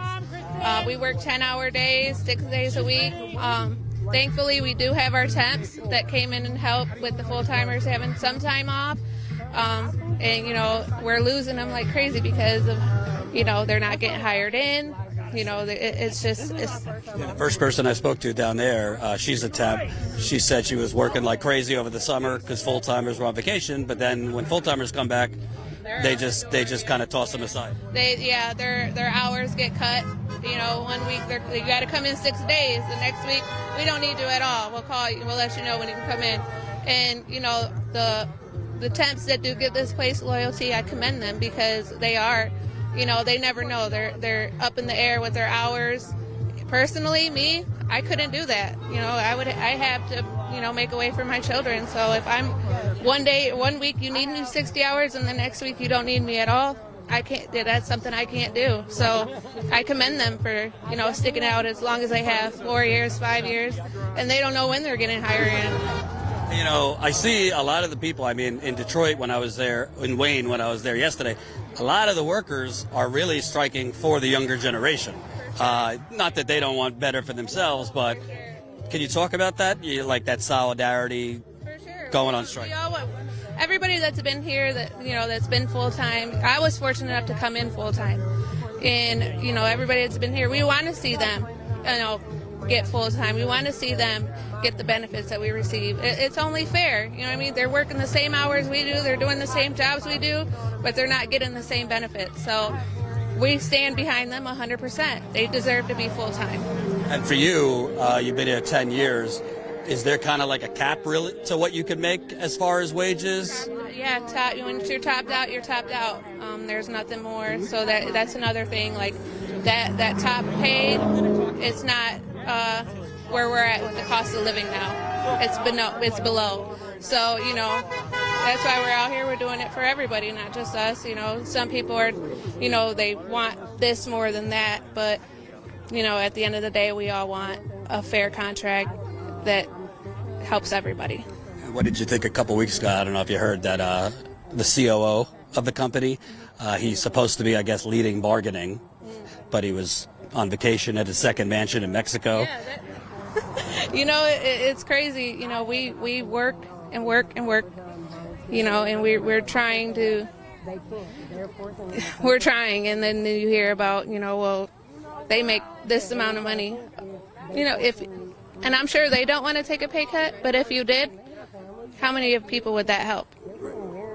You know what I mean? So fair is fair, right is right, and wrong is wrong. I saw a clip from CNBC this morning, which is torturous, but the anchor was saying, oh, these workers kind of complaining about the CEO pay. That's just optics. They're just envious. He said it's a politics of envy. Are you envious of? I'm not envious. I would say maybe they should come and try and do what we did one time. I don't think they would do that, though. They, come work with us a couple days a week. See how that goes for you. You hear a lot. I don't know if you see in the news, politicians, Biden saying the economy's doing a lot better. They cite the low unemployment number, but then you go and talk to workers, and people working multiple jobs, barely see their kids. How's the economy doing for you? I would say that I'm fortunate enough to just I only have one income, but at the same time, I've worked with people that have to work 2-3 jobs, and it's really heartbreaking that they have to do that just to survive here. We shouldn't have to do that. Years ago, we was able to survive with one parent working a 40-hour work week. They were able to send their kids to school, put food on the table, pay the bills. We can't do that no more. We're not in them times no more, so we are sacrificing a lot of time with our families to be here or anywhere, really, any employment. And it really sucks, it really does. So, as a single parent, I miss out on a lot of time with my children. And, but if I don't, the bills don't get paid. They don't have food for the week. They don't have, clothes for school, and I can't let that happen. So that's why we're out here. There's a lot. I mean, I saw it on the picket lines in Michigan here. A lot of single parents working these jobs. So, I mean, one income is very, very tough. Yeah, but it brings me comfort that I'm not alone out here. I have Jeep is my second family. I've been here 10 years. These people I worked with over the years, I know their kids by names. I know, their spouses by name. This is our second family. We look at each other like a family. We're a big family, and we're always going to fight for each other no matter what. And that's what we're doing right now. Last question. These companies and the CEOs keep saying that they won't be able to be competitive, with Tesla and in the the race for electric vehicles. They won't be able to invest and innovate. What do you say to that? I find that hard to believe. The Wrangler has been around a long time. Everybody loves the Wrangler. There's a huge Wrangler family out there. It might be true for some vehicles, but not this one. The Wrangler is the bread and butter of Toledo. We're not working. We're not only affecting us, but a lot of people in Toledo. So I find that very hard to believe. And you feel secure? I mean, you've been here for 10 years, but they're closing down so many plants. Yeah, that is another thing. The auto industry is very up in the air. One year you do great and you break record numbers. The next year you're not selling and you're getting laid off or moved to a different plant. I pray and hope that never happens here, but again, you just never know. What's your name again? Deanna. Thanks, Deanna. I appreciate it. Like your mask, too. There you go. So that's another worker. A lot of single parents here. A lot of single parents here in Wayne, Michigan. Let me see if I got an email from Colin. Yeah, I want to read some super chats. How long have we been live? An hour and a half, and I've been holding it a P this whole time. Gotta love it. How many people we got watching here? All right, 700 people watching. Smash that like button. Share this live stream. As always, I'll keep repeating it till I'm blue in the face. We could only fund this reporting through you. So if you're not yet a Status Coup member, please sign up, statuscoup.com/join. We got Gabriel signed up. We got Charmaine signed up, but we definitely want to get more signups. I don't know if there's an update, but before I went live, the Canadian auto workers had not yet reached a deal with Ford. So if they don't reach a deal, there will be a strike at midnight tonight. We would like to go to Canada, but I'm going to keep it real. If we're going to go live in Canada, that's a lot more expensive because that's international data. And we would be roaming if we go live in Canada, and one live stream would probably cost us about $500 to $750 in charges. So please sign up. Appreciate the donations. But more importantly than donate, well, not more importantly, but if you're not yet a member, this is how we fund the reporting. CNN and the others, they'll be gone in a few days. We would like to be staying here for the long haul to cover this. So please support us. StatusCoup.com/join. How you doing? I'm doing good. What's your name? My name is Neil. Hey, Jordan. Nice to meet you. Nice to meet you. How long you been working here? A little over 9 years total. I started as what at the time was called a TPT, which is now our SEs, which are temporary part-time, which is that's not real. There are people in here 3, 4, 5 years as temps. That's not okay. And they're now calling them supplemental, which sounds like some insurance term. Yeah, it's ridiculous. There's just between the full-timers, there's 3 different pay scales. You have what we call the tier 1s, or the old timers is how some of us refer to them. They've got pensions. They've been here 30, most of them 20, 30 years. Then you got people like me who have been here around a decade, and we're at another pay scale. Anybody who was full-time before the ratification of the previous contract, we're all at the same pay rate now, but you had to be full-time before then. And anybody that was hired full-time after 19 is on another pay scale to top scale wage, not benefits, not retirement, any of that. And then you have 2 different sets of SEs. The people that were SEs before ratification, they make a different wage than the SEs that came in after ratification. So, that's 5 different wage scales for everybody doing the same thing. Literally the same thing. There are SEs I know that are here more often than full-timers. So why are they not getting the same benefits as the full-timers? We should point out they brought in a lot of these changes after the financial crash. You guys gave back wages and benefits to save these companies, and they made the promise that once things are a little bit more stable, we'll give you back those wages, we'll give you back the benefits. It doesn't really seem like the promises have been kept. The reality is the UAW has been giving back to the big 3 for over 30 years now. It isn't just recently. It wasn't just in the bailout. It started with the financial crisis back in the 1970s. And it's been a give back contract. The only gains we've seen is in the last 2 contracts. And now they're trying to take the first offers they gave us were all give backs. None of anything that I saw information on was a gain over the long haul. When you look at it, it's a financial step backwards. Yeah, it's more money, but when you figure in inflation, it's just backwards. All the while the CEOs' pays are going up 20, 30, 40, 50% annually. Like, when does it stop? Did you see the GM CEO a couple days ago went on CNN and she was asked, if your pay, she's almost at 30 million, if your pay went up 34%, why shouldn't the workers get the same? And her answer was kind of this robotic, like, well, 92% of my pay is company performance. I saw that interview with Michael Strahan. I actually watched it the other morning. Mary Barra isn't just the head of GM. She also sits on the board of Disney, which is the parent company of ABC, who she interviewed with. No conflict. No conflict at all. Not to mention, she's got a salary with GM. She sits on the board with Disney. How many other boards does she sit on where she collects pay from? Because when you sit on a board of a corporation, you receive a salary from said corporation. Right. So she made 20 how many million with GM. What does she make for sitting on the board of Disney? And again, I don't know how many other boards is she on. It's like your performance. If you're doing your best job at GM, how do you have time to be on another board at another company? You're not devoting 100% of your time there. My working life is 100% spent here. So why do you deserve to make 300, 400, 500 times what anybody working for you makes? You're not that dedicated. You're dedicated to the money. That's what you're dedicated to. Well, it seems that their pay, honestly, goes up by the price of the stock. So then you have these schemes where they're just buying back the stock to juice up the stock price, which is therefore giving her higher wages. Absolutely.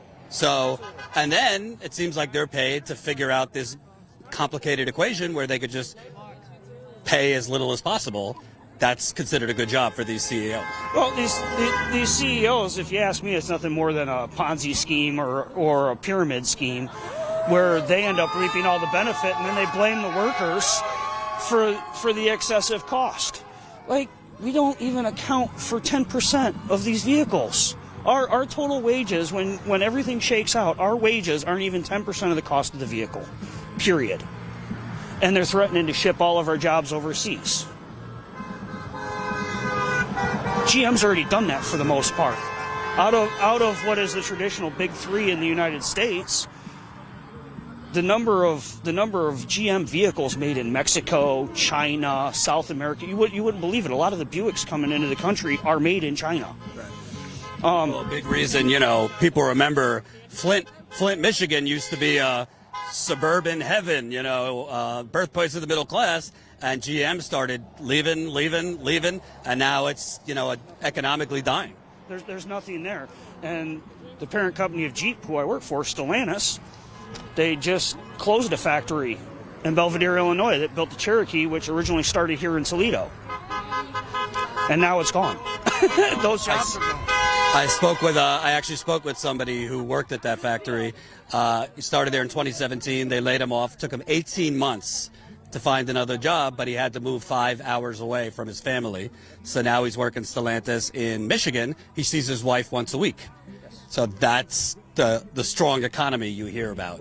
But the other caveat to that is not only is he doing this place, but now because he's had to take a job at one of these other factories, somebody else who was hopefully going to get a full-time job is still a temp, because he filled that full-time position instead.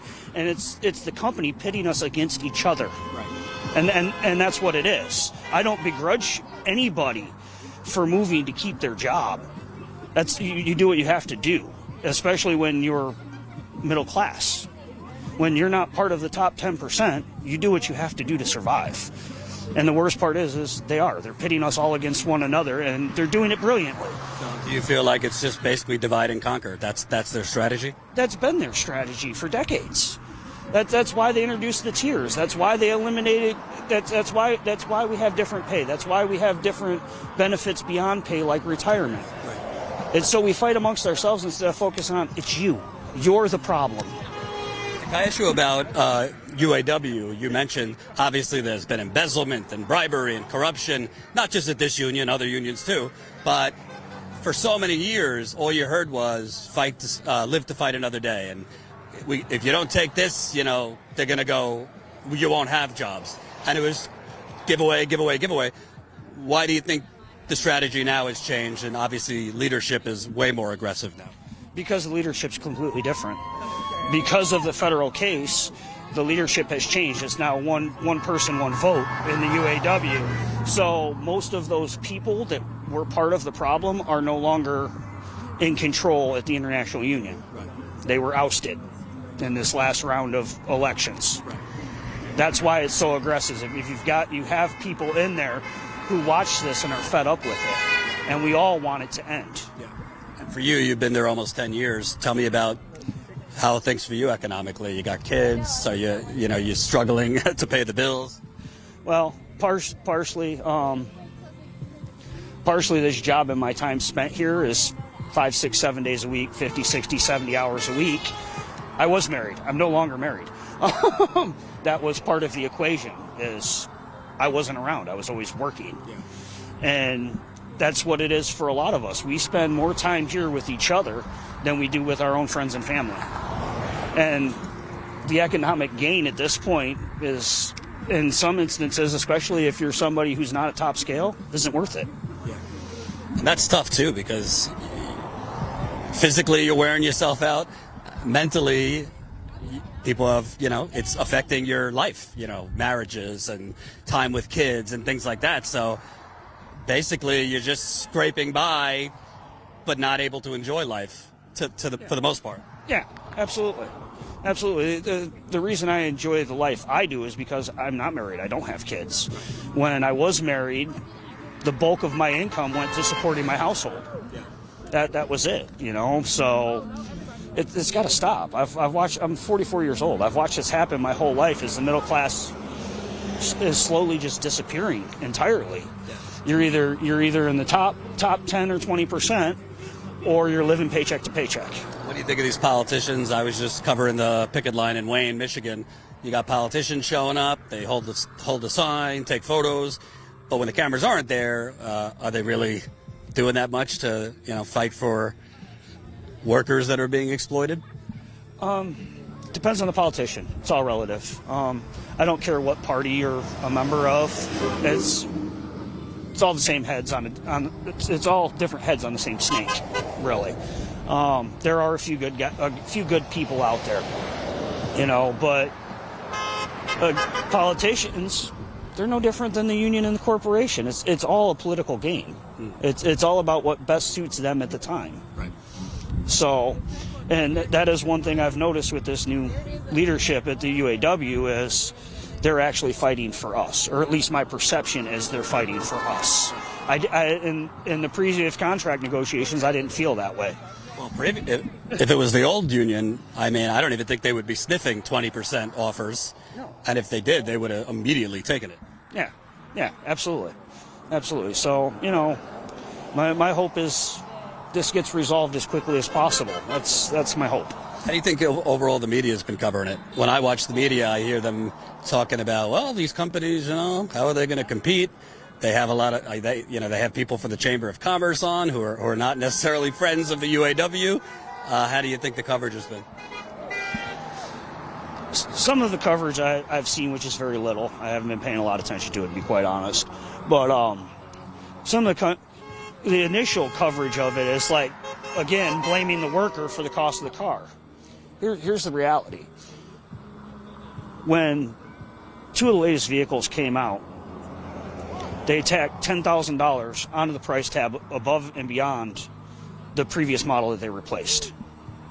And then they've tacked more money on since COVID. It's no wonder that profits are soaring. It's not going to the workers. And the cost of materials hasn't gone up that much. It's gone up. Definitely gone up. But price increases of 25-30% on average across the industry? Come on. I don't really think I've talked to like 40-50 workers over the last few days. I don't think I've talked to one person who can afford the cars they make. No, realistically we can't. If you have a new vehicle, a lot of people lease. And the only benefit to leasing is you got a new vehicle. That's it. And we get it at a discount when we buy the ones that our company makes. And a lot of the ones they drive aren't the expensive ones. You'll see a lot of Renegades, you'll see a lot of Cherokees, a lot of Compasses, a lot of Journeys. You're not seeing most people aren't driving 3,500 trucks or fully loaded Grand Cherokees or Grand Wagoneers. The people that are driving those have been here for a while. They have dual income households. If you're a single mom or a single dad, forget about it. You can't afford any of that. Last question. Do you hope that this kind of spreads? Because you've seen over the last few years a little bit of a resurgence. Amazon workers, organizing to form a union. Starbucks workers forming a union. But there's a lot of workers out there, in right-to-work states or the South. Unions have been battered for 40 years. Are you hoping that, what happens here kind of spreads to other industries?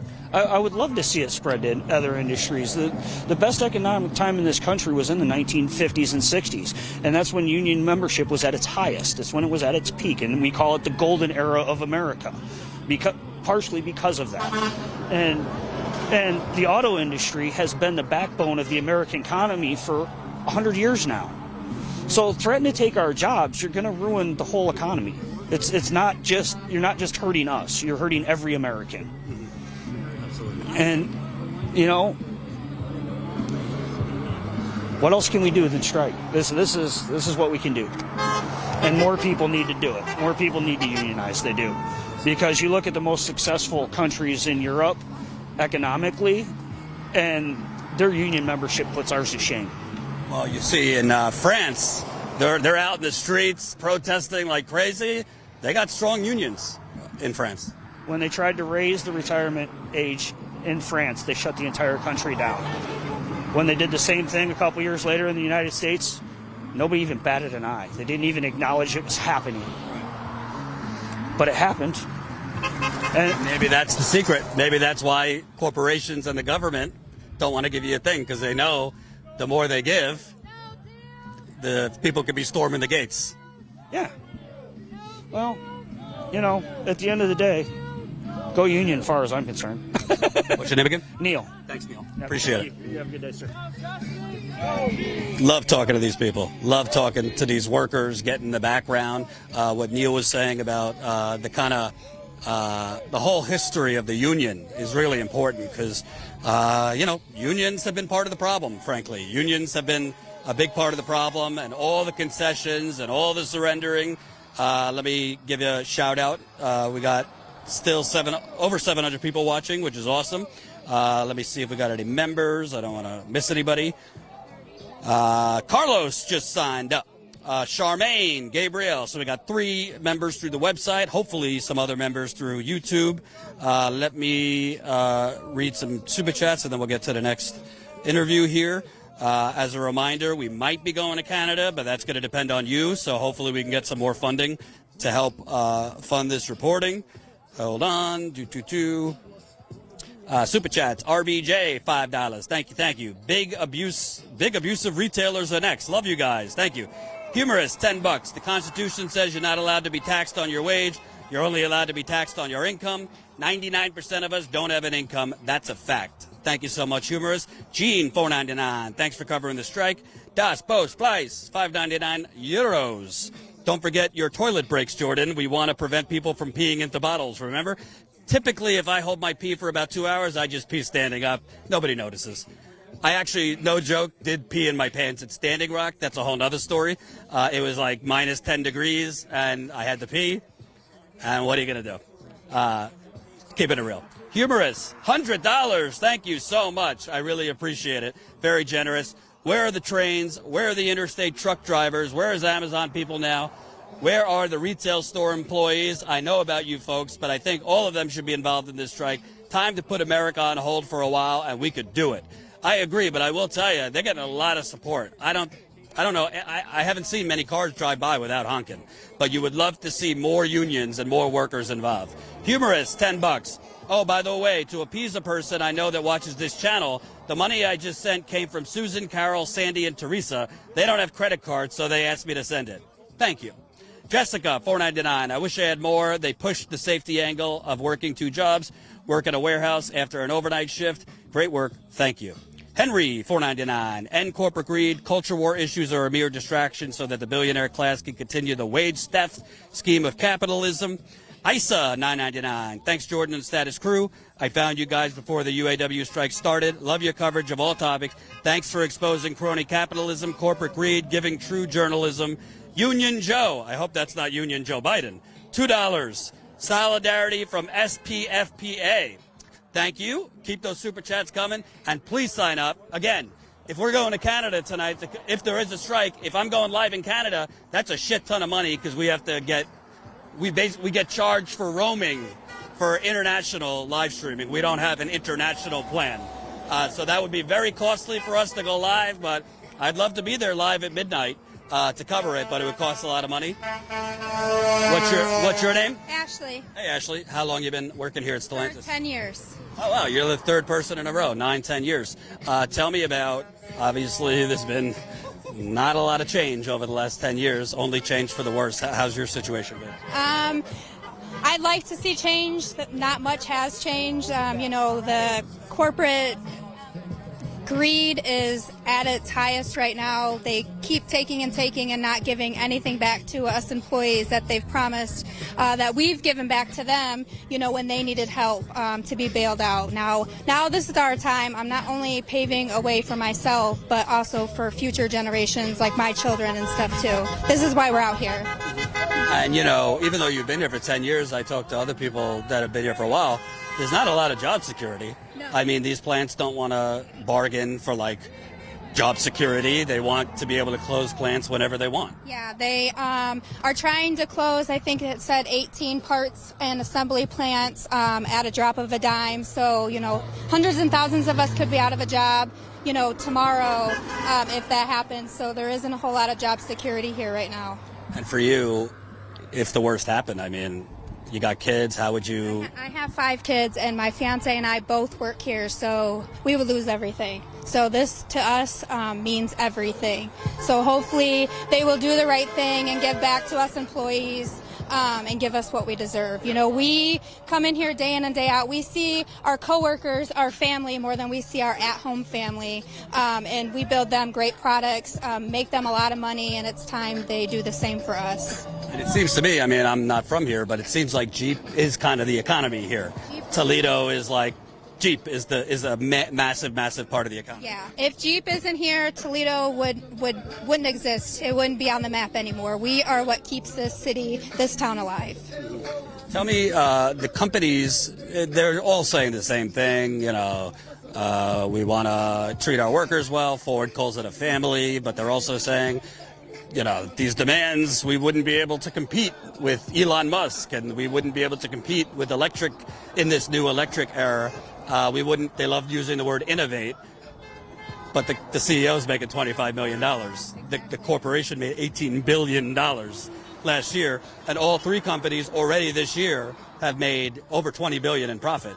So how much money do they need to compete? That's way too much money to compete. At this point, they just want money for their pockets. They already have all of the money set aside to go into EV, and that's already been set aside. They already have, plants that are already being reconfigured for all of that. They want us to look like we're being greedy and trying to take, and this is why sales prices have been driven up, when in reality, our wages are about 6% of everything that comes out of how much they make. So our wages are at the low end of the totem pole.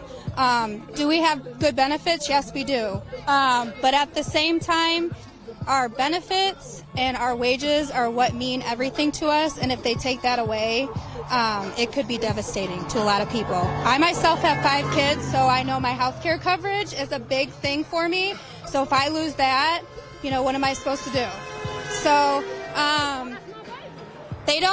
they have all their money set aside for what's to come in the future. They just need to start giving back. I feel like morale would be a lot better if they started giving back. What we go through inside of these gates, I couldn't even put it into words and explain it, how some of the conditions are in there, and what we have to go through on a day-to-day basis. Standing on our feet for 10, 11 hours a day with little to minimal breaks at all. It puts a lot of damage on your body. So, are they kind of pushing you? Speed it up. We have about 46 seconds per minute to finish our vehicle that's in station before another vehicle comes into our station. We pump out about 550 cars a shift on the Wrangler side. So, that's 1,100 cars a day that we're pushing out of here in 10-hour shifts. Not a lot of time to pee or eat. Nope, not a lot of time to pee or eat. You all go to break at the same time. You all get 10 minutes. There's 3 stalls and 50 people wanting to go to the bathroom, in those 3 stalls in the matter of 10 minutes. So sometimes you don't even get to make it. And you have to ask your team leader, hey, can you cover me so I can go to the bathroom? I didn't get to go yet. So it's sad. They're treating you like robots. Yes, they're treating us like robots. But they don't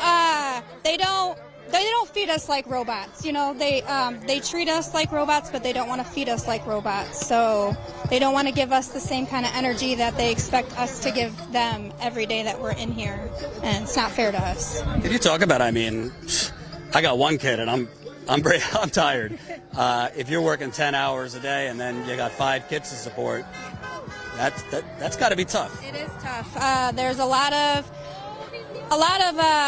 sleepless nights. I get about 3-4 hours of sleep. I have to get up at 3:45 in the morning to be here at 5 a.m. So sometimes I don't get to bed until 10, 11, sometimes midnight. But I wouldn't have it any other way, because I'm not going to miss out on my kids' activities and doing things with them just because I have to be here. But I'm here to give them a better life.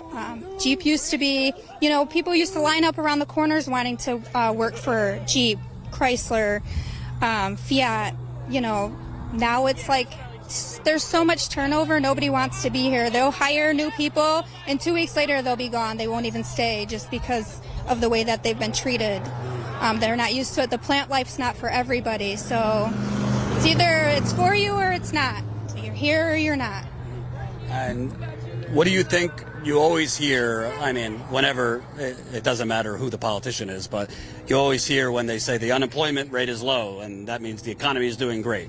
And Biden right now is saying the economy is doing great. And the anchors on TV say, oh, the economy is doing great. It seems that most people I'm talking to out here are really struggling. Yeah, I don't know what economy they're living in, but the economy that I'm living in, especially right now, it's obviously not doing too great. We've been out since Thursday at midnight, Friday morning.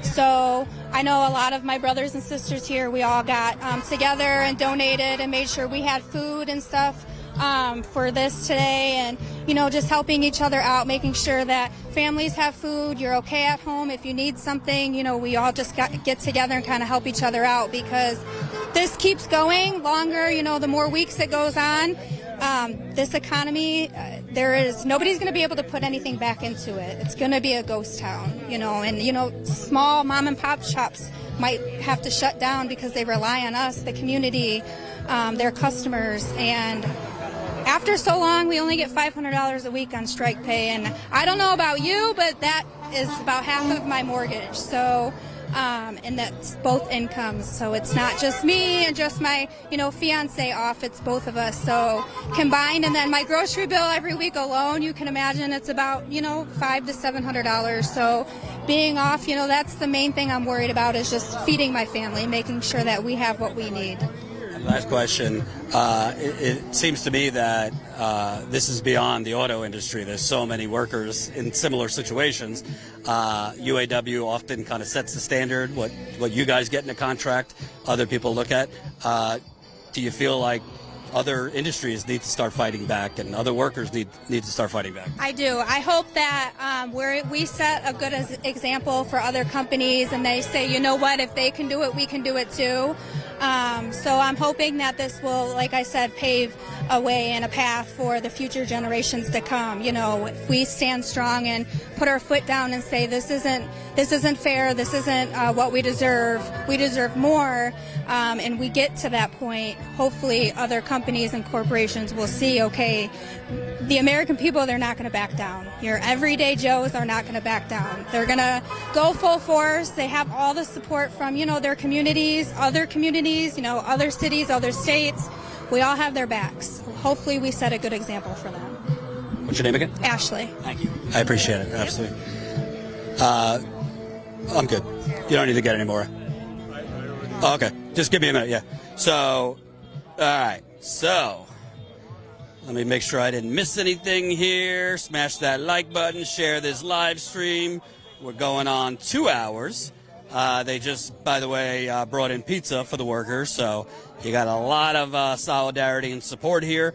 We got over 700 people watching. So keep smashing that like button. Keep sharing. I will read other super chats when I get them. Again, we got 3 new members I see. So hopefully we can get some more people signing up as a member. Hold on. Hold on.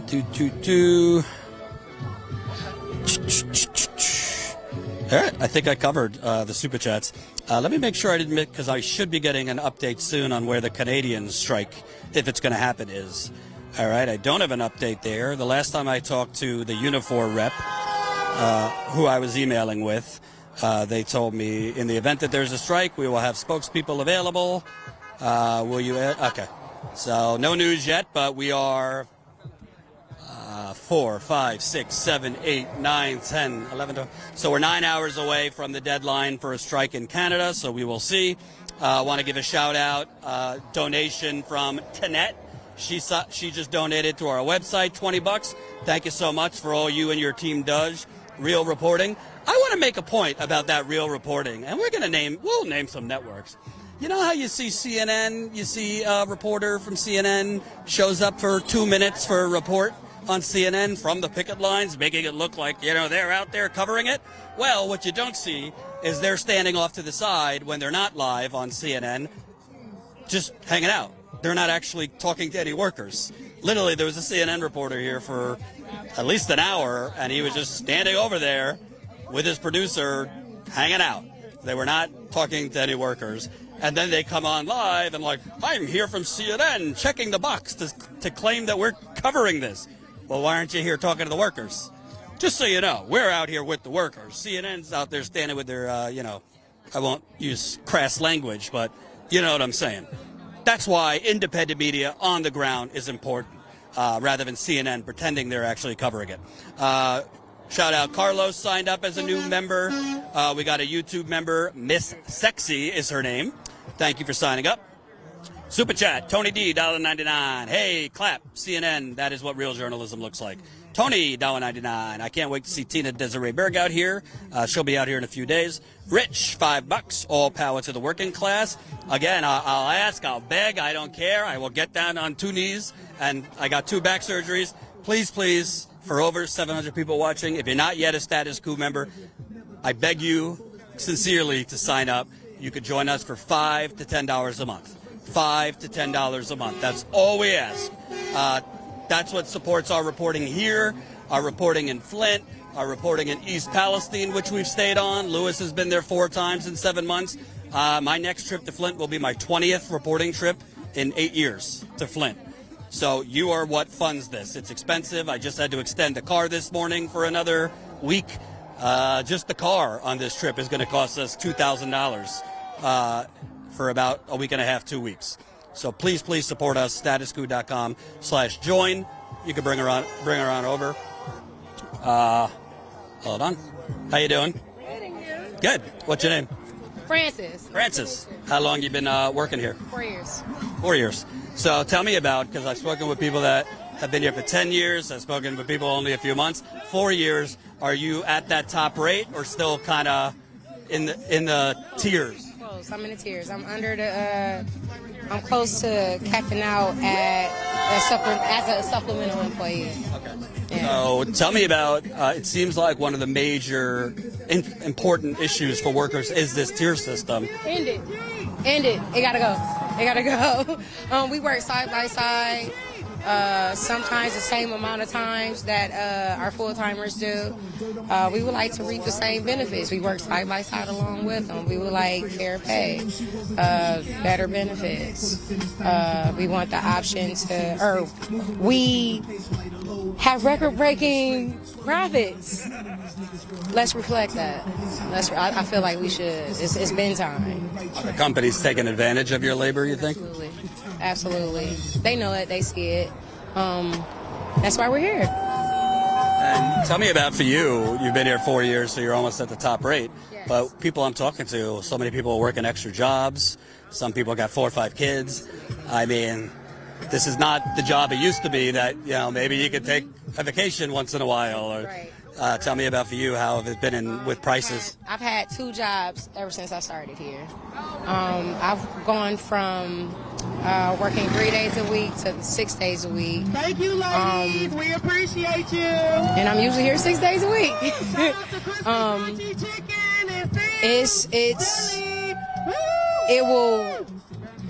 I would like to enjoy the fruits of my labor. I also want to have a nice, fair wage just to support myself and my family. I have one on the way. It'll be my first. Congrats. Thank you. It'll be nice to have that nice cushion knowing that I have full health benefits. That I get to reap the same benefits as the people that I work alongside with day by day. And, also, having kids is a full-time job, but if you're working 10, 11 hours a day and you're making, I don't know, if you're lucky, you're making 25, 30, it doesn't give you a lot of time just to breathe yourself. Right. And there's times where if we don't make the proper provisions, it's sometimes it's difficult to make the proper provisions made because it depends on our workflow, stuff like that. So I don't want to get pushed to the side and say, hey, you can't work this week, or you can't work as much this week because we got more people that's actually coming in to work. And we're a feeder plant, so we get other people that's already started at a point where they could come in and be full-time, and I don't get that same opportunity. As I said, I've been here 4 years. I've been working alongside of people that said that they've never been a supplemental employee. So that kind of hurts. Not kind of, it does. It does. It hurts a lot. You're 4 years and still temporary. Yes. Yeah. That's why we want that tier system to end. That's one thing. It's just one thing. And do you feel that, they're doing this with the tiers and things like that to just kind of keep you guys divided? That's one way. Thank you for the That's one way. I mean, I know there's a lot of other moving parts, but for the most part, it's times like this that we actually do see that we're together on a lot of different issues. We're more together than we are separate in lots of ways, and I like talking about those things and coming to an agreement on where we can meet. So I know if we can do it, we can do it with management. We can do it with the big. What's crazy to me is that all big three companies, it seems like they got in a room and got the same script. Because they're all saying the same thing. We can't be competitive and we can't invest. And I mean, really what you're talking about is if they meet your demands as CEO, maybe they get one less yacht a year. And that don't even make sense. How can we, when we're making record profits, make that make sense? It doesn't. Like, you're reaping hella benefits. Like, you're eating good. Let us eat good too. Make it fair. That way you will see that morale jump from wherever it is now to get sky high, because people are happier with their families. They get to take more time with their families, but come to work when it's time to be like, hey, this is the work that made us able to afford this living. Get us there. You talk about your typical day, because you said you've been working 2 jobs this whole time for 4 years. So what's your day hours-wise between 2 jobs? So when I first started, I started off on second shift. So I would work, I was a substitute paraprofessional, so I would work in the school system during the day, and I would come in at night on Mondays, Fridays, and Saturdays. Which was a nice, I was able to do everything that I needed to do. That worked out pretty good. And then when I decided to come to first shift to kind of switch things and just, get different things in order for myself. I ran into some challenges. But working the 2 jobs, it just seems like a job like this, I shouldn't have to work a second job. And it gets tough. I work with our disabled, and they see how tired I am coming in from work. And they want to tell me sit down and take a break. I'm like, no, you put in your work. Let me help you out. So I'm glad to do it. However, I would like to not have to supplement my income with a second job. And what do you think about the economy in general? Because you keep hearing from politicians, the economy's doing good, unemployment is low, and the stock market's doing well, and la la la. Then everything should reflect that. So if the cost of living has gone up, because we clearly see that in every price that's inflated, we feel it. Groceries especially, oh my God. Yeah, it should reflect that across the board. Get those wages up. We need more pay. We need better health care. Look at what's going on around us. We just came off of a pandemic. So there's lots of things that need to be pushed as far as making things a bit more fair across the board, just making things doable, livable. And it's a lot of us that can't do that at the rate that we are, at the income that we make. the benefits, like our health insurance only covers so much, or I wear glasses. My insurance don't cover all of my glasses that I should have here and elsewhere. Glasses is like $400, $500 bucks a month. Easy.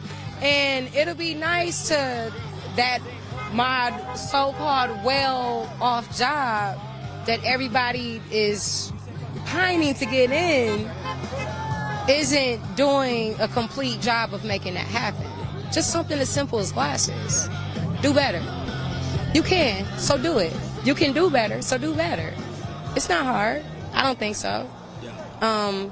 And I think, like I said, if you make things fair across the board, I feel like morale would just jump so far, and you really wouldn't have as many disgruntled workers. You'll have more chipper workers. I have a smile on my face no matter what's going on, but that's my outlook.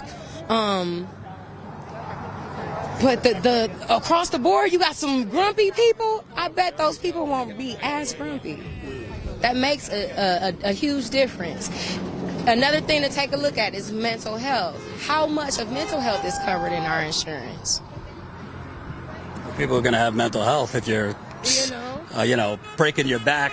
Trying to make ends meet, or different ways to meet somewhere, and you find it impossible. You're a single parent. You know what I mean, and then you don't have your job to back you up on certain stuff. Like it's hurt. It hurts because we put in most of our time in this job, in this place, like period, across the board, like more time than at home in most cases. So it'd be nice for them to show that appreciation to us. Right. And I don't think it's hard. What about other industries? Because workers, you got UPS workers avoided a strike, but they got a good contract. Amazon workers been organizing. Starbucks workers, Blue Cross Blue Shield is on strike right now. Do you hope that this strike affects other industries? Yes. Yes, I do. Because if we feel it, they'll feel it.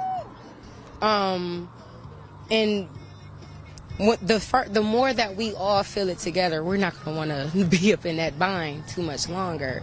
Not to mention, it shows a type of hunger that we will stand and strike rather than work for somebody that don't value us.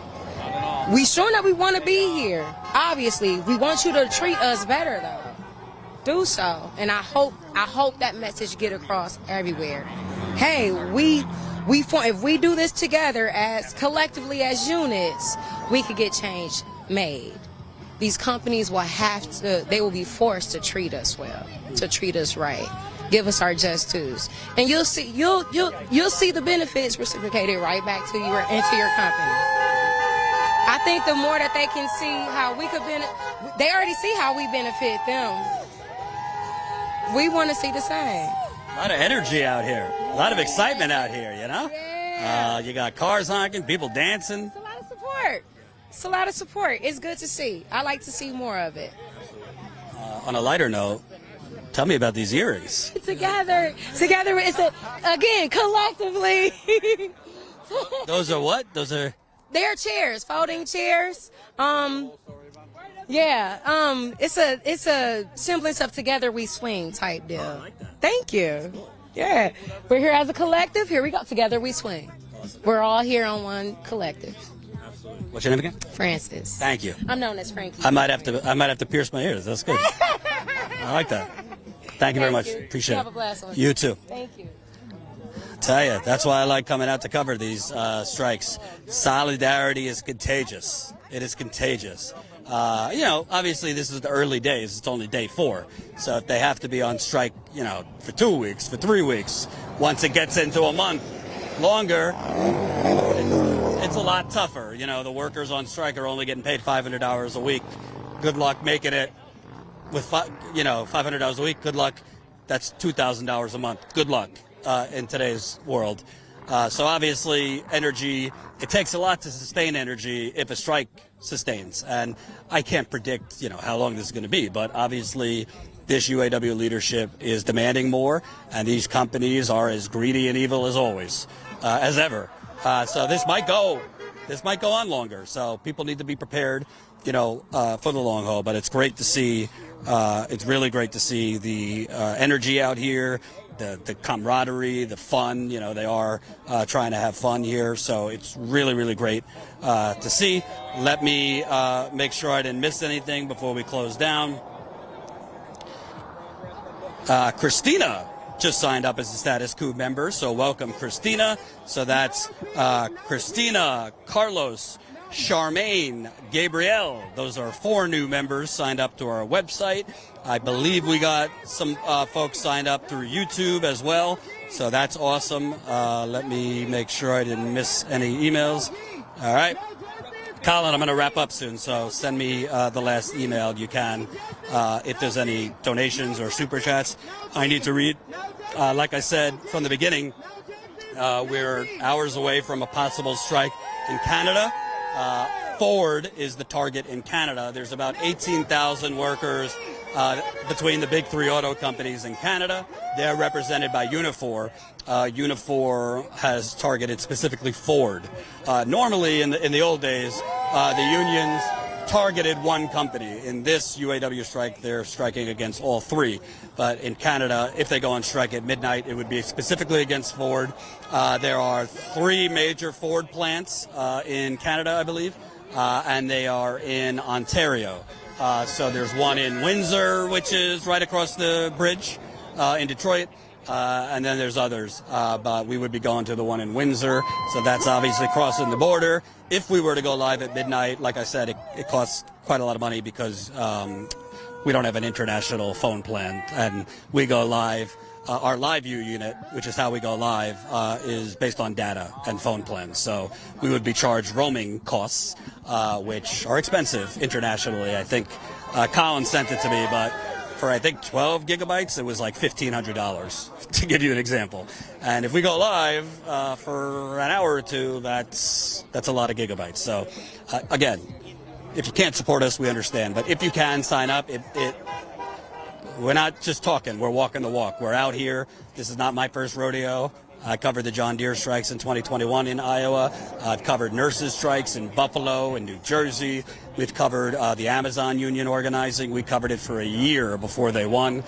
Repeatedly on the ground at the warehouse in Staten Island. We were in Buffalo covering the Starbucks union drive before they won. So we try to be out there as much as we can with, funding. We don't have a ton of funding. We're not funded by, corporations. So thank you for those that are able to fund us, for those that are able to sign up as members.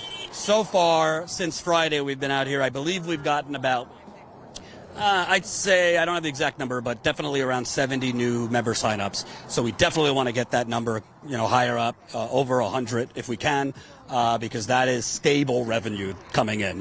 Monthly memberships, year 5, $10 a month is revenue that we could expect and rely on coming in, which makes it possible to go more places. It makes it possible to cover more stories. It makes it possible to bring on more people.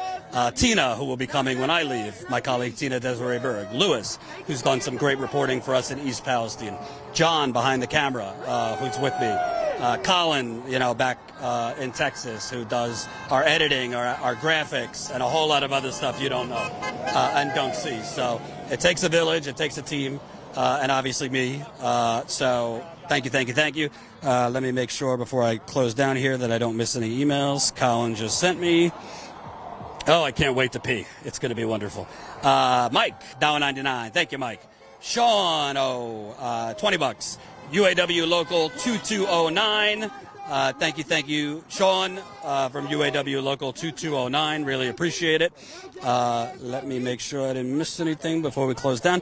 As far as whether we're going live tonight, make sure you are signed up to our Substack so you'll get an update on that. That's StatusCoup.substack.com, StatusCoup.substack.com. You can sign up there for free if you want. We email and, send updates when we're going live on our Substack. You can also follow us on Twitter or X, whatever it is nowadays. That's at Status Coup. So yeah, Follow us there. 1, 2, 3, 4. All right, I got everybody.